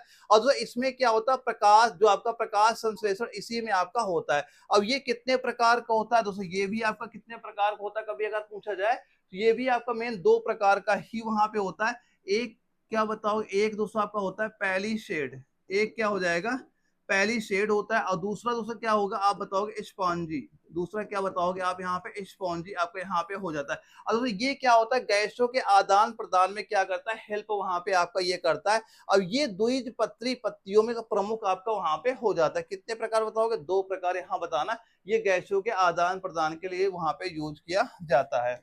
अगर कभी आपसे एक चीज ये पूछी जाए, पौधों में आपका अंडाशय के भीतर अंडाणुओं की व्यवस्था को क्या कहते हैं, इसकी जो व्यवस्था होती है उसको क्या कहा जाता है, कभी अगर आपसे पूछा जाए तो इसकी जो व्यवस्था होगी दोस्तों इसे कहते हैं क्या, अपरान्यास।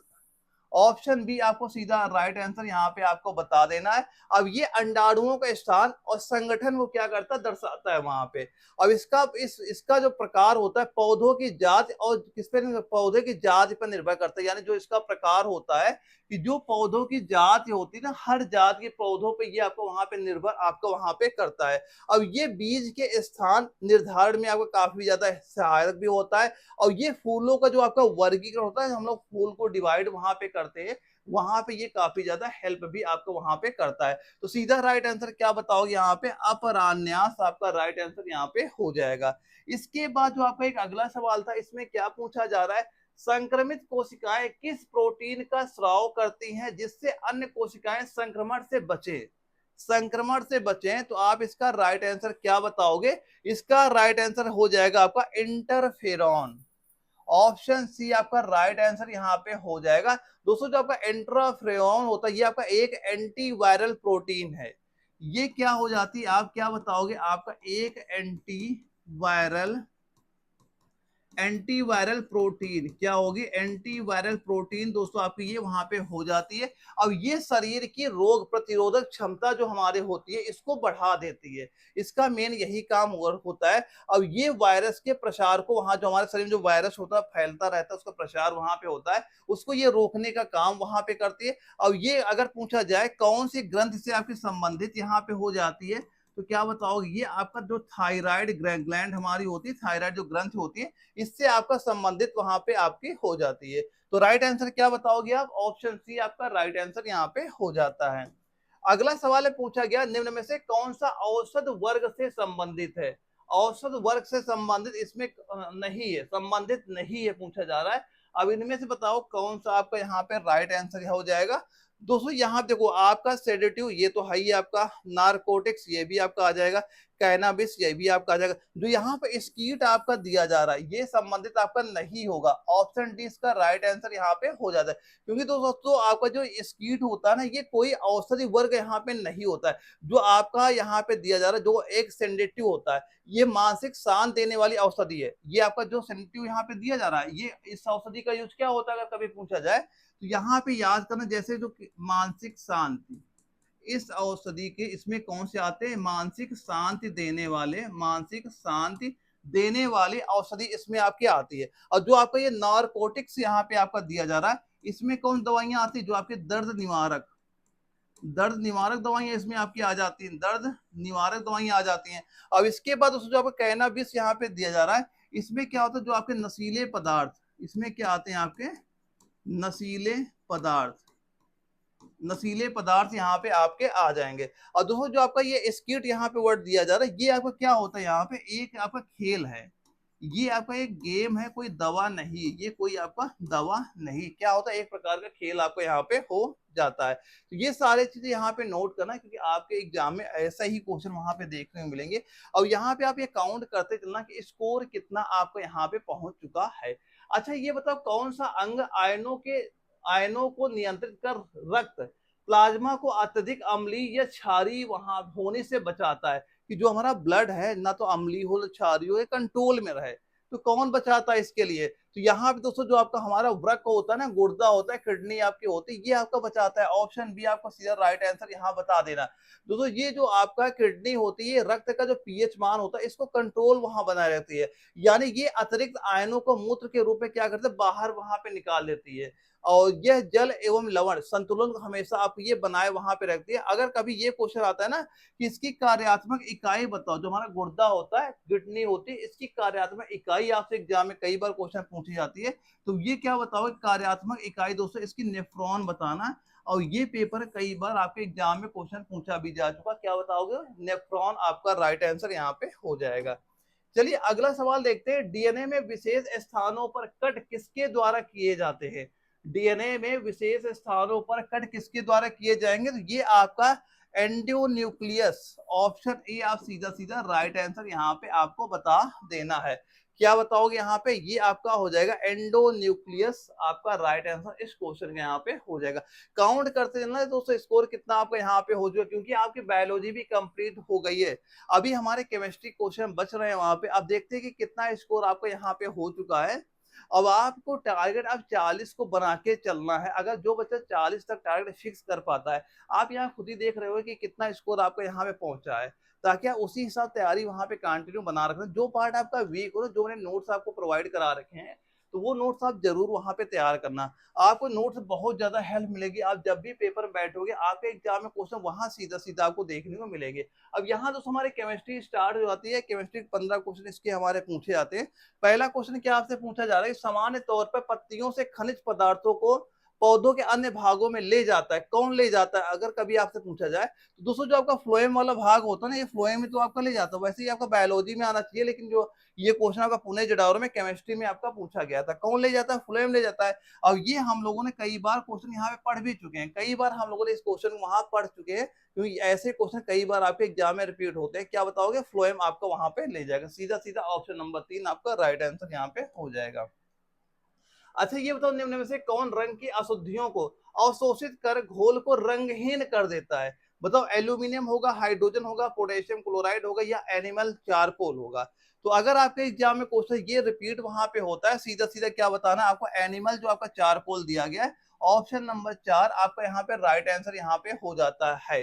दोस्तों जो आपका ये एनिमल चारकोल होता है, ये इसे आपका डी कलराइजिंग एजेंट भी आपका कहा जाता है। और ये आपका रंगीन अशुद्धियों को अवशोषित कर क्या करता है, घोल को वहां पे साफ आपका कर देता है। और इसका दोस्तों जो ज्यादा प्रयोग वहां पे होता है ना, कहाँ पे होता है, जैसे देखा होगा आपने प्रयोग आपका चीनी, इसका प्रयोग ज्यादा आपका चीनी हो गया, या फिर आपकी जो दवाइयां बनती हैं दवाइयों में, दवाइयों दोस्तों निर्माण में सबसे ज्यादा इसका यूज वहां पे किया जाता है, क्योंकि ये आपका एक प्रकार का सक्रिय कार्बन आपका वहां पे हो जाता है। तो क्या बताओगे, सीधा सीधा ऑप्शन नंबर 4 हमारा राइट आंसर आपका यहाँ पे हो जाता है। अगला सवाल में ये पूछा जा रहा है, अच्छा ये बताओ, संयुग्मित आपका डिंकटोन आपका बेंजोक्विनोन के निर्माण के लिए फिनॉल किस अम्ल के साथ ऑक्सीकृत होता है। तो ये कौन से अम्ल के साथ ऑक्सीकृत होगा, अगर आपसे कभी पूछा जाए, तो सीधा सीधा आपको बताना है क्रोमिक अम्ल। क्या बताओगे, क्रोमिक अम्ल बताना है। ऑप्शन नंबर 2 आपका राइट आंसर यहाँ पे हो जाएगा। क्यों दोस्तों, जो आपका क्रोमिक अम्ल होता है, ये आपका एक शक्तिशाली ऑक्सीकरण एजेंट आपका यहाँ पे हो जाता है, और ये फिनॉल को ऑक्सीकृत करके ये बेंजोक्विनोन आपको वहां पर बना देता है। और जो आपका ये बेंजोक्विनोन में दो कीटोन ग्रुप होते हैं, जो कि संयोजित आपके वहां पे होते हैं। और इसका दोस्तों कभी पूछा जाए, इसका प्रयोग कहाँ पे होता है, प्रयोग में आप क्या बताओगे, इसका सबसे ज्यादा प्रयोग आपका जैव रसायन और रंगों की संरचना में सबसे ज्यादा इसका प्रयोग वहां पे आपका किया जाता है। अगला क्वेश्चन आपसे पूछा जा रहा है कि निम्न में से किस तत्व में धात्विक और अधात्विक दोनों विशेषताएं पाई जाती है, धात्विक भी हो अधात्विक भी हो। और ये पेपर में कई बार आपका रिपीट हुआ था, लखनऊ जेडावरम, ये अक्सर क्वेश्चन वहां कई बार आपका पूछा भी जा चुका है। इसका दोस्तों सीधा सीधा राइट आंसर आपको बताना क्या है, मेटलाइट आपको बता देना। ऑप्शन 2 आपका राइट आंसर यहाँ पे हो जाएगा। दोस्तों जो आपका ये मेटलाइट होता है, ये धातु और अधातु यानी दोनों के गुण आपका ये प्रदर्शित वहां पे आपका करता है। समानता दोस्तों जो आपके सेमी कंडक्टर होते हैं, जैसे सिलिकॉन आपके, वैसे इसी में आपके यूज आपके यहाँ पे हो जाते हैं। और ये आपकी जो आवर्त सारणी होती है, आवर्त सारणी के हमेशा ये मध्य में आपके वहां पे स्थित होते हैं। तो क्या बताओगे, सीधा सीधा राइट आंसर आपको बताना है मेटलाइट आपका राइट आंसर इस क्वेश्चन का यहाँ पे हो जाएगा। लखनऊ जेडारो में आपके सीधे सीधे क्वेश्चन यहाँ पे पूछ लिया गया था। अगला क्वेश्चन ये पूछा जा रहा है, सात वाहनों द्वारा उपयोग किया जाने वाला तांबा और चांदी का मिश्रण क्या कहलाता है। यानी सात वाहनों द्वारा उपयोग किया जाने वाला जो तांबा और चांदी का मिश्रण होता है, ये क्या कहलाता है। ये हम सभी को पता है कि जीके में हम लोगों ने कई बार क्वेश्चन पूछा गया था। ये यहाँ पे क्या बताओगे, राइट आंसर ये होगा प्रोटीन। क्या कहते हैं, प्रोटीन कहा जाता है। ऑप्शन 3 आपका राइट आंसर हो जाएगा। दोस्तों प्रोटीन क्या होता है, तांबा और चांदी इनकी क्या होती है, एक मिश्र धातु आपकी वहां पे होती है। और इसका उपयोग दोस्तों प्राचीन भारत में सिक्कों के निर्माण में सबसे ज्यादा होता था। पहले कहाँ पे होता, सिक्कों के निर्माण बहुत ज्यादा इसका यूज वहां पे आपका होता था। और जो आपका सातवाहन काल था ना, वहां पे सिक्कों के निर्माण में इसका चलन आपको सबसे ज्यादा वहां पे उस समय आपका होता था। इससे क्या हो दोस्तों, जो आपकी मिश्र धातु जो सिक्का उक्का होते थे, ये काफी ज्यादा मजबूत और टिकाऊ आपकी उस समय आपकी ये बनाई जाती थी। अगला क्वेश्चन आता है, निम्नलिखित में से किसको आप वुड स्प्रिट, किसको आप वुड स्प्रिट कहा जाता है। एथेनॉल को, फिनॉल को, मेथेनॉल का, ब्यूटेनॉल को। तो किसका कहा जाएगा, यहाँ पे आपको बताना है, जो आपका मेथेनॉल को कहा जाएगा। ऑप्शन 3 इसका राइट आंसर यहाँ पे हो जाता है। दोस्तों जो आपका मेथेनॉल को वुड स्पीड कहा जाता है क्योंकि ये लकड़ी के शुष्क आसवन से प्राप्त होता है, ये लकड़ी के शुष्क आसवन से आपका प्राप्त होता है और ये आपका रंगहीन ज्वलनशील और विषैली द्रव आपका होता है। कभी अगर पूछा जाए इसका रासायनिक सूत्र भी आप बताओगे, इसका रासायनिक सूत्र आपका क्या हो जाएगा, यहाँ पे सीधा आपका CH3OH आपको यहाँ पे बता देना है। यानी अधिक मात्रा में सेवन घातक आपका इसका हो सकता है, यानी ये अत्यंत आपका मृत्यु भी यहाँ पे हो सकती है। यानी ज्यादा कोई अगर सेवन ज्यादा करे यहाँ तक आपकी मृत्यु, उसकी डेथ भी वहां पे आपकी हो सकती है। और ये दोस्तों आपका औद्योगिक में विलायक और ईंधन के रूप में इसका बहुत ज्यादा यूज आपका वहां पे किया जाता है। अगला सवाल में पूछा गया हाइड्रोजन से नाइट्रोजन की अभिक्रिया कराकर अमोनिया प्राप्त करने की विधि क्या कहलाती है। तो ये विधि क्या कहलाती है, हमने कई बार क्वेश्चन ये प्रैक्टिस वहां पे कर चुके हैं। ये विधि आपकी हैबर विधि आपकी यहाँ पे कहलाती है। कौन सी कहलाएगी, हैबर विधि यहाँ पे कहलाती है। यानी कि जो आपका नाइट्रोजन होता है और हाइड्रोजन होता है, इनकी क्रिया होगी, क्या बनता है, अमोनिया आपका आपका अमोनिया बन जाता है यहाँ पे। तो क्या बताओगे, यहाँ पे अमोनिया आपका हो जाएगा। और दोस्तों यहाँ पे आपका जो लौह उत्प्रेरक होता है, यहाँ पे लौह उत्प्रेरक का आपका यूज वहां पे किया जाता है। और ये प्रक्रिया दोस्तों कैसी होती है, कभी पूछा गया ये प्रक्रिया कैसी होती है, तो ये प्रक्रिया दोस्तों आपकी ऊष्माक्षेपी प्रक्रिया आपकी वहां पे कहलाती है। इसमें दोस्तों जो आपका अमोनिया उत्पादन का औद्योगिक तरीका भी आपका यहाँ पे हो जाता है। तो सीधा क्या बताओगे, हैबर विधि बताना। इंपॉर्टेंट क्वेश्चन है, पेपर बहुत बार ये आपका रिपीट भी वहां पे हो गया है। अगला क्वेश्चन आता है निम्न में से कौन सा एक आपका सिट्रिक अम्ल का प्राकृतिक स्रोत है।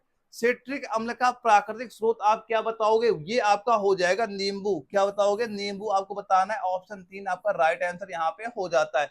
नींबू में सिट्रिक अम्ल आपका बहुत ज्यादा आपका पाया जाता है। यानी जितने आपके कार्बनिक अम्ल होते हैं, आपके जो खट्टे फल होते हैं, उसमें ही आपका ज्यादा पाया वहां पे जाता है। अगर कभी ये पूछा जाए सिट्रिक अम्ल का सूत्र बता दो, क्या हो जाएगा, क्या बताओगे, C6H8 और आप क्या होता है O7। ये चीज यहाँ पे याद कर ले, रासायनिक सूत्र आपका यहाँ पे हो जाता है। अब ये अम्लीय खाद्य पदार्थों में आपका पाया जाता है, जैसे आपका संतरा हो गया, मौसम्बी हो गया, जितने खट्टे फल होते हैं उसमें आपको ये सिट्रिक अम्ल वहां पे आपको देखने को मिल जाता है। प्राकृतिक, यहाँ पे क्या प्राकृतिक स्रोत आपका पूछा गया, तो प्राकृतिक स्रोत में सीधा सीधा आपको नींबू का नाम यहाँ पे आपको पता होना चाहिए। अगला क्वेश्चन ये पूछ रहा है कि बेरिलियम का परमाणु क्रमांक कितना होता है। तो बेरिलियम का परमाणु क्रमांक कितना आपको बताना है, इसका हो जाएगा 204। क्या बताओगे, 4 होता है। ऑप्शन नंबर 3 आपका राइट आंसर यहाँ पे हो जाता है। बेरिलियम का भी सांकेतिक रूप आपसे पूछा जाए, Be आपको यहाँ बताना है। और ये आपके क्या होता है, क्षारीय धातु समूह में आपका यहाँ पे आता है। और बेरिलियम दोस्तों आपका होता है ना, ये कठोर हल्की और उच्च गलनांक वाली धातु आपकी यहाँ पे होती है। अगर इसकी परमाणु संरचना की बात करें 1s2 आपके 2s2, यहाँ पे इसकी परमाणु संरचना, ऐसी परमाणु संरचना आपको वहां पे देखने को मिल जाएगी। और इसका उपयोग दोस्तों कहाँ कहाँ पे होता है, जैसे आपका मिसाइल हो गया, कहाँ पे होता है, जो आपकी मिसाइल, या फिर दोस्तों आपके विमान हो गया है, या फिर विमान हो गया, या फिर दोस्तों आपके जो एक्सरे, क्या बताओगे, जो आपके एक्सरे जो होता है, या खिड़कियों में, इसका यूज बहुत ज्यादा वहां पे किया जाता है। किसका, बेरिलियम का यूज बहुत ज्यादा आपका वहां पे होता है। ये कुछ बेसिक पॉइंट है जो हमें क्लियर होने चाहिए। वैसे मैंने नोट्स में सारा आपको डिटेल्स वहां बता ही रखा है, बस अच्छे से प्रैक्टिस करना। और जो यहाँ पे स्टडी में कराता हूँ, ये मान चलना आप एग्जाम हॉल में वहां बैठे हुए और टारगेट आपको 40 अभी से फिक्स करके वहां पे चलना है। अगले सवाल में पूछा जा रहा है फिनोल का रासायनिक सूत्र क्या हो जाएगा। तो फिनोल का रासायनिक सूत्र सीधा सीधा आपको क्या बता देना है, ये हो जाएगा C6H5OH आपका यहाँ पे हो जाएगा। दोस्तों आपका जो फिनाइल होता है ना, ये क्या होता है आपका एक एरोमेटिक, क्या हो जाएगा आपका एरोमेटिक यौगिक होता है। क्या होता है, एरोमेटिक यौगिक होता है। इसमें दोस्तों जो बेंजीन रिंग, जो आपका बेंजीन रिंग होता है ना, आपको ये OH जुड़ा हुआ यहाँ पे आपका होता है। अब इसका पूछा जाए फिनोल का यूज ज्यादातर कहाँ पे होता है, ये कीटाणुनाशक के रूप में इसका उपयोग किया जाता है। और ये आपका हल्की अम्लीय प्रकृति का वहां पे होता है, यानी रंगहीन से हल्का गुलाबी तरल आपका वहां पे हो जाता है। तो क्या बताओगे, ऑप्शन ए आपका राइट आंसर यहाँ पे हो जाता है। अगला सवाल पूछा गया वह कौन सा पदार्थ है जो उत्प्रेरक की अभिक्रिया अभिक्रिया को बढ़ा देता है। यानी वह कौन सा पदार्थ है जो उत्प्रेरक की अभिक्रिया को बढ़ा देता है। तो राइट आंसर क्या बताओगे यहाँ पे, वर्धक। ऑप्शन 2 आपका राइट आंसर यहाँ पे आपका हो जाता है। उदाहरण तौर पे आप ये लिख सकते हो, जैसे K2O और Al2O3, इसको क्या लौह उत्प्रेरक यहाँ मिल गया, आपके लौह उत्प्रेरक यहाँ पे आपके मिलाए जाते हैं। और ये स्वयं प्रतिक्रिया में आपके भाग कभी भी वहां पे आपके नहीं लेते, उसे क्या कहते हैं, आपका वर्धक सीधा आपका यहाँ पे बोला जाता है। और दोस्तों जो रासायनिक उद्योगों में जो आपके उत्प्रेरक डिजाइन में काफी ज्यादा उपयोगी आपके वहां पे हो जाते हैं, क्या बताओ, सीधा सीधा आपका प्रोमोटर यानी वर्धक आपका राइट आंसर यहाँ पे आपको बता देना है। अगले सवाल में पूछा जा रहा है तृतीयक कोयले को और किस नाम से जाना जाता है, जो आपका तृतीयक कोयला को और किस नाम से आपका जाना जाता है। दोस्तों इसे हम लोग किस नाम से जाएंगे, अब भूरा कोयला, आपका भूरा कोयला के नाम से आपका ये वहां पे जाना जाता है। इसमें कार्बन की मात्रा क्या होती है, अपेक्षाकृत कम होती, जितनी होनी चाहिए उतनी कार्बन की मात्रा यहाँ पे नहीं होती, यानी ये आपका ऊर्जा उत्पादन उपयोग में तो यूज वहां पे किया जाता है। लेकिन इसमें क्या होता है, जो आपका कार्बन होता है, कार्बन की मात्रा थोड़ी आपकी यहाँ पे कम देखने को मिल जाती है। अगले सवाल पूछा जा रहा है यदि द्रव माध्यम में केवल पानी है तो मिश्रण को क्या कहा जाएगा, यदि द्रव माध्यम में केवल पानी है तो मिश्रण को क्या कहा जाएगा। तो ऐसे मिश्रण को हमेशा क्या कहा जाता है, इसे आपका कहा जाएगा क्या, समपार्श्विक मिश्रण कहा जाएगा। ऑप्शन नंबर 4 आपका राइट आंसर यहाँ पे हो जाता है। दोस्तों जो आपका जल आधारित कोलाइड को हाइड्रोसोल आपका वहां पे कहा जाता है, क्या कहा जाता है, हाइड्रोसोल वहां पे कहा जाता है। यानी जितने आपके जल आधारित जितने भी आपके कोलाइड आपके होते हैं सभी को आपका हाइड्रोसोल के नाम से आपका वहां पे जाना जाता है। इसमें जैसे आपका ब्लड, वो आपका रक्त हो गया, दूध हो गया, इसमें के आज के उदाहरण यहाँ पे हो जाते हैं। अगर जैसे एग्जाम्पल की बात की जाए, जैसे आपका दूध हो गया या फिर आपको जैसे रक्त हो गया, इनके एक एग्जाम्पल आपके हो जाते हैं। यानी ये कोलाइड प्रणाली का एक हिस्सा आपका यहाँ पे हो जाते हैं। स्थिरता बढ़ाने के लिए आपका इलेक्ट्रोस्लाइड इसमें आपका मिला दिया जाता है। तो सीधा सीधा आपको क्या बताना है, हाइड्रोसोल आपका राइट आंसर ऑप्शन 4 आपको यहाँ पे बता देना है। अगला क्वेश्चन जो कि लखनऊ जेडाउर में एक ये पूछा गया था, निम्नलिखित में से कौन एक आणविक आपका मोनोलिथ है, निम्नलिखित में से कौन एक आपका आणविक आपका मोनोलिथ यहाँ पे हो जाएगा। क्लोरीन है, ऑक्सीजन है, सल्फर है, आर्गन है। तो क्या राइट आंसर आपको बताना है, यहाँ पे इसका राइट आंसर क्या हो जाएगा, आर्गन आपको बता देना। ऑप्शन नंबर 4 आपका राइट आंसर यहाँ पे हो जाएगा। दोस्तों आर्गन कैसी गैस होती है ये आपको पता होना चाहिए, कैसी गैस है, निष्क्रिय गैस आप यहाँ पे आप बता देंगे। और दोस्तों जो आपकी आर्गन होती है ना, ये रासायनिक अभिक्रिया में क्या होती है, बिल्कुल निष्क्रिय होती है। ये एग्जाम में कई बार क्वेश्चन आपका पूछा भी जा चुका है। और कभी अगर ये आपसे पूछा जाए, ये बताओ इसका परमाणु क्रमांक क्या है, अगर ये पूछ लिया जाता है परमाणु क्रमांक बताइए क्या हो जाएगा, ये आपका हो जाएगा 18 हो जाएगा। और समूह 18 जो आपके नोबल गैस है जहां पे होती है इसी में आपकी ये पाई जाती है। और आर्गन गैस कहाँ पे आपकी भरी जाती है, जो आप देखो जो आपके विद्युत बल्ब होते हैं, क्या विद्युत बल्ब में आर्गन गैस का वहां पे यूज बहुत ज्यादा आपका किया जाता है, विद्युत बल्ब में आर्गन गैस वहां पे भरी जाती है। अगला क्वेश्चन दोस्तों ये हमारा लास्ट क्वेश्चन यहाँ पे हो जाता है। यहाँ पे आप ये काउंट कर लेना कि कितना स्कोर आपका यहाँ पे पहुंच रहा है। तो जो बच्चा यहाँ पे 40 क्वेश्चन तक टच कर पाया है तो मान चलना भाई उसका 100% सिलेक्शन क्लियर हो जाएगा। अगर कोई बच्चा 40 तक नहीं पहुंच पा रहा, यानी 35 और 40 के बीच भी अगर उसके सही हो रहे हैं, तब भी उसे अब जो टाइम जो उसकी तैयारी है उसे थोड़ा कार्डियो ज्यादा आप वहां पे कर लेना, क्योंकि टाइम कम बचा है और सिलेबस बहुत ज्यादा है। तो अब आपको जो मैंने नोट्स वहां प्रोवाइड करा रखे उस पर पूरा पूरा आपको फोकस करना वहां पे स्टार्ट कर देना, क्योंकि वहां से आपके एग्जाम में क्वेश्चन आपको दिखेंगे। सीधा सीधा प्ले स्टोर पे जाना, एनए वाला नाम से एप्लीकेशन मिल जाएगा, उसे डाउनलोड कर लेना, जहां मैंने कंप्लीट नोट्स के आपको अपलोड कर रखे हैं। उसमें 50 प्रैक्टिस सेट भी आपको देखने को मिल जाएंगे।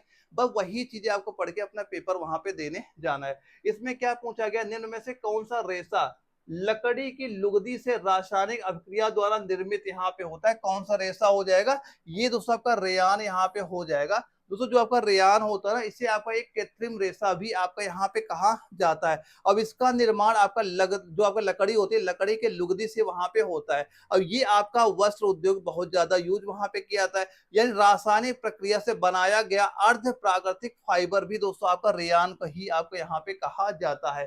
तो दोस्तों काउंट कर लेना कितना स्कोर यहाँ पे आपका हो गया है। तो किसी बच्चे को कोई भी अगर आपका डाउट भी होता है तो स्क्रीन व्हाट्सएप नंबर शो कर रहा है, मुझे व्हाट्सएप पे मैसेज भी करिएगा। जो भी आपका डाउट होगा उसको उसका सोल्यूशन मैं आपको वहां प्रोवाइड करा दूंगा। तो ओके दोस्तों, कल हम लोग फिर मिलेंगे कल 7 बजे इसी एक प्रैक्टिस सेट में। आप तब तक मैं जितनी क्लासें करा रहा हूँ और जो चीजें मैं आपको बताता चल रहा हूँ उसे फॉलो करते चलना। आप जब भी पेपर में वहां बैठोगे आपके एग्जाम में क्वेश्चन वहां से आपको बिल्कुल वहां पे नजर आ जाएंगे। तो ओके दोस्तों, हम लोग मिलेंगे कल एक अगले प्रैक्टिस सेट में, तब तक के लिए जय हिंद।